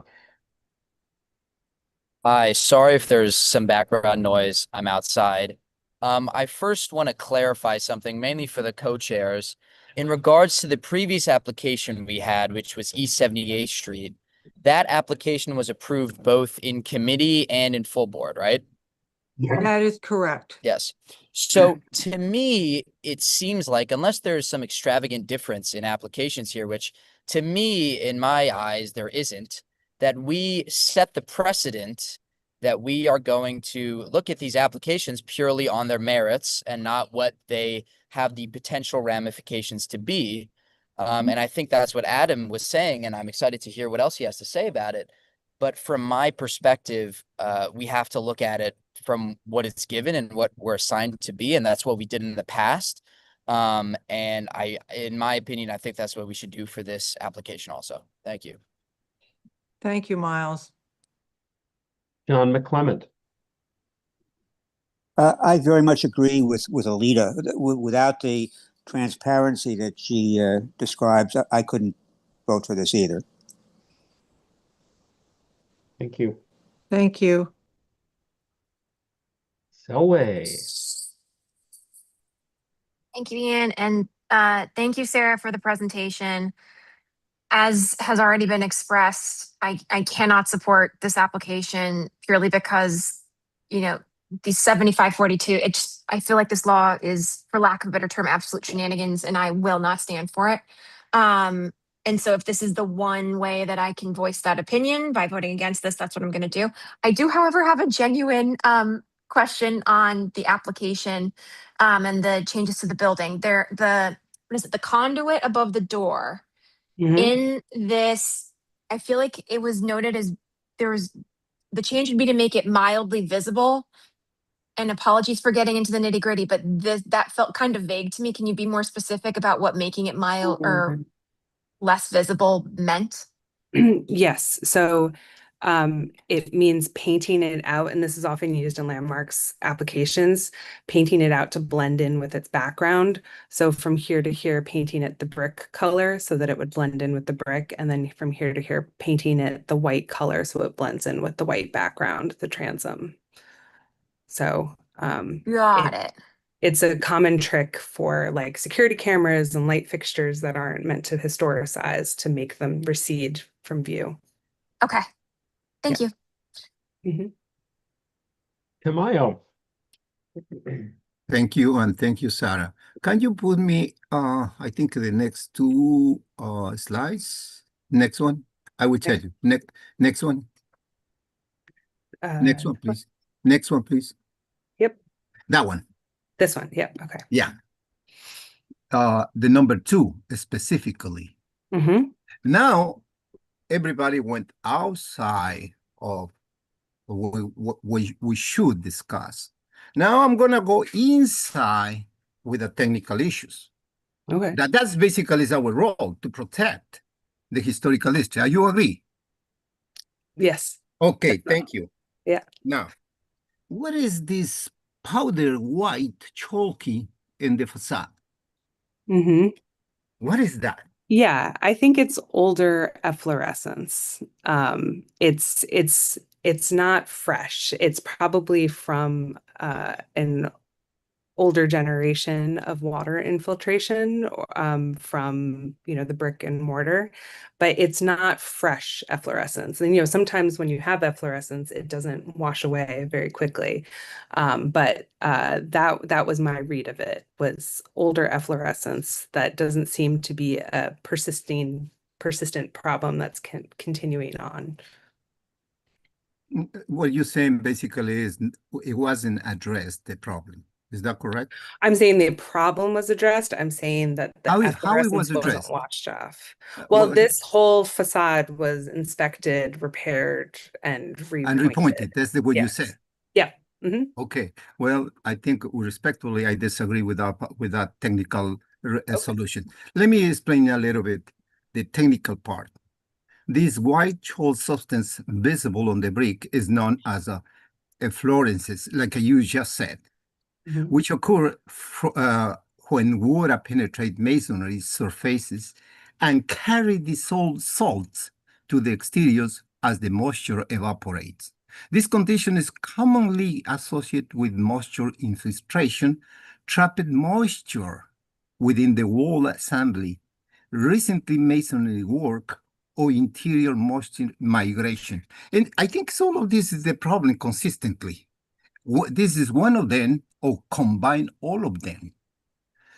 Persistent water penetration through masonry can lead to a progressive deterioration of the building envelope, including mortar joint erosion, brick spalling, and erosion of embedded metal anchors or wall ties connected the brick cladding to the structural wall, which is double wall always.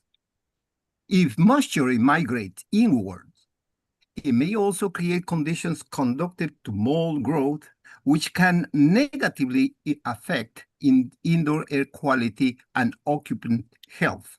Well, we are here to discuss the occupant health. That's what it is. And what I'm trying to demonstrate that they do not address this facade, which basically it may have serious problem and it destroy the fabric of that building. And that's what it is. And when they pointed, probably they pointed erroneously. But that is not my point to demonstrate that the person who made that part is wrong or right, because I'm not, in this case, the technical person to discuss. But the issue is right there, is visible for everybody, and it can create serious problem in the future. Because of this This is a historical building. The condition should be addressed promptly. This problem is often an early visible indicator on ongoing moisture intrusion, and failure to correct the source may result in more extensive structurally and material damage over time. Proper remediation is necessary not only to protect the owner assets, but also to preserve the architectural integrity, historical character, and long-term conservation of this structure. I think that is my point, and I think that is relevant, but I had to put something in order to reach that conclusion. It's very technical, I know that, but that is the point right here. That is the discussion, no transfer of the air rights. Thank you. And back to Adam Wald. I don't have much else to add other than to refocus our efforts on the things that Marco is speaking about and not on what the proposed development is. We will have a chance to comment on the proposed development. So they will come back to us. The developer will come back to us, and we will be able to air our grievances, share our inputs at that time. But for this purposes, we should be focusing on the things that Marco is focusing on, which is preserving the landmark. You know, it's more of the same from this board. You know, we complain about the lack of affordable housing, but we don't do anything about it. And now, as for a preservation committee, we now have tools to preserve landmarks, and we don't like them. So I just think we need to focus a little more on step-by-step processes of what we're asked to do. Thank you. Thank you, Adam. Oh, may I respond to Adam's question from earlier? Sure, go ahead, Sheila. Sure. So Adam, you had asked what the FAR was for the townhouse. This is an R8B. So the 2400 was based off the 4 FAR. Thank you. Okay, I think we've gone through the committee comments. I think Alita has her hand up. Okay, Alita. Thank you, Sarah. Jane, if you don't mind, I just would like to read 1 or 2 sentences from an article that was in YIMBY back in October about this. And I think this relates to why I see this so strongly as our business. It's this transaction exemplifies Closer Properties' development thesis to build amenity-rich boutique condominiums at prime locations in New York City's historic neighborhoods. There is nothing in this about affordable housing. It refers to the historic neighborhoods. And if we don't say any, and so therefore I do think it is our business because it has an impact. And if we don't say anything now, this will continue to go along throughout the city, affecting a lot of potential neighborhoods. They like the Upper East Side. I went on to read other articles because it is close to the park and it's at the edge of established districts where very few new housing is being constructed and close to the subway. So I just wanted to read that one sentence because there have been comments that it's not our business, but to the contrary, I really believe it is. And that is some written evidence about why I feel so strongly. So thank you for your patience. Thank you, Alita. David? We voted for the politicians who represent us. They created this transfer of air rights for the city of Yes. I won't personalize this, but I wonder how many of you voted yes for this transfer. Not Jane me. and I know did not. Adam, you can raise your hand also if you didn't. And it is an intended consequence. And the probability is that when it was presented to the public, the intended consequence was never actually made a transparent issue, to use the favorite word these days of transparency. But I also agree both with Christina and Adam, namely the importance of the block, as Christina pointed out, and that we have to play by the rules of the game. And I think it's very important that the building be preserved. How much money they're going to get for it, that's not our business. And if you want to know how much, you can do a very good estimate, because any good real estate person can tell you what the air rights are valued at today. So that transparency is there if you really feel it's important. The fact that these people are getting a windfall in some of your view, well, they've had this building, they've maintained it. This is an unintended consequence for them of having maintained the building. It's an intended consequence for the city that we're going to get a taller building than we might have gotten previously. With Adam's point well taken, we're going to see that, and we're going to have an opportunity to comment on it. And the intent of City of Yes, as someone pointed out, is to get more affordable housing. Maybe there'll be affordable housing in that building.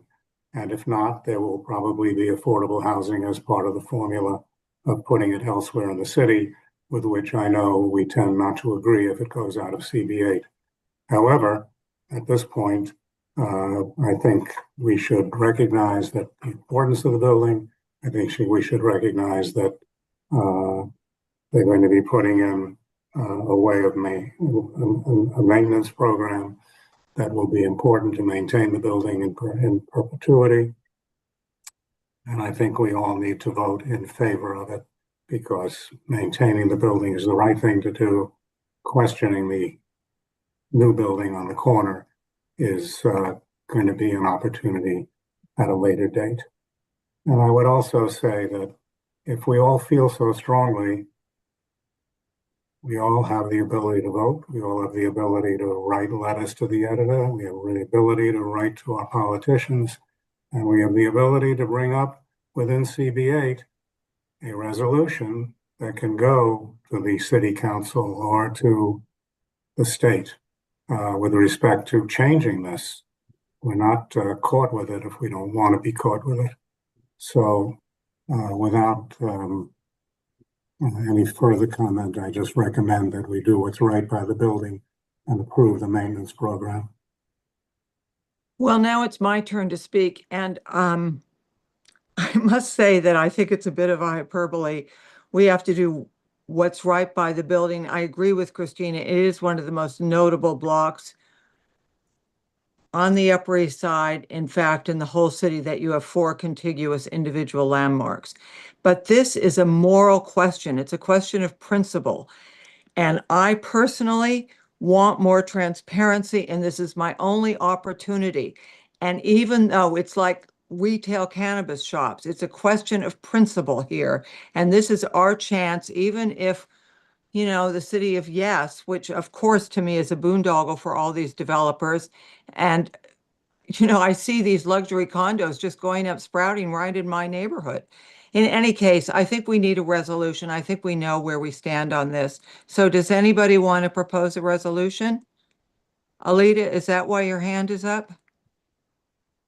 I actually had a question, Jane. I know I've talked a lot, but my question is something the Friends of the Upper East Side raised, which is, doesn't landmarks require maintenance anyway? Aren't there obligations on the owners to maintain it? So without knowing how much more this is contributing, it's just another example of lack of transparency. So I don't think I could now make a motion because I said that. So I'll lower my hand and leave it to someone else, but thank Well, you. it's true. The 1965 landmarks law does require that the owner maintain the building. But I think we've had enough discussion on this. I think we can go to a vote. So raise your hand if you're going to propose a resolution of some sort. Michelle, Motion to disapprove. is there a second? Marco, is that a second? So we'll take a vote and we'll see how it goes, and then we might reverse the resolution. Okay. One moment, everyone. I'll get the vote queued up.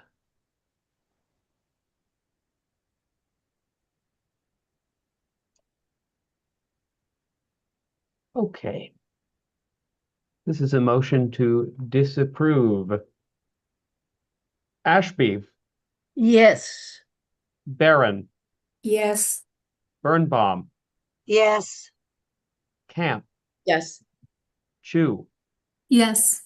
Davis, No. Fink, No. Halpern, No. McClement, Yes. Partial, Yes. Selway, Yes. Tamayo, Yes. Wald. Adam, did I not get you there? There we go. Of course not. All right, the vote is 9-4. The motion to disapprove is approved. Thank you. Does Thank you. anybody want to add anything to the agenda? New business, old business? No, I think we do Anyone? have just one small item of old business, which was brought to our attention by the Parks Department, that the Conservancy, Central Park Conservancy, is going to repair the basin and the boathouse and create an accessible route to the area and full accessibility, new restrooms, so on down the line. It's being very beautifully done. Iliad is the architect, and there's also a preservation architect whose name is escaping me for the moment, but we will see all of that Wednesday night. However, there was some discussion of its coming to us independently, as well as being part of the Conservancy meeting. And Elizabeth and I were at the Conservancy meeting, and we voted to approve it, and you will all see it Wednesday night. So unless there is any other old or new business, it's been a full meeting. Is there a motion to adjourn from anyone? Michelle? Okay. All right, see you all Wednesday night. Motion to adjourn. Thank you, Michelle. Thank you, everyone. Thank you.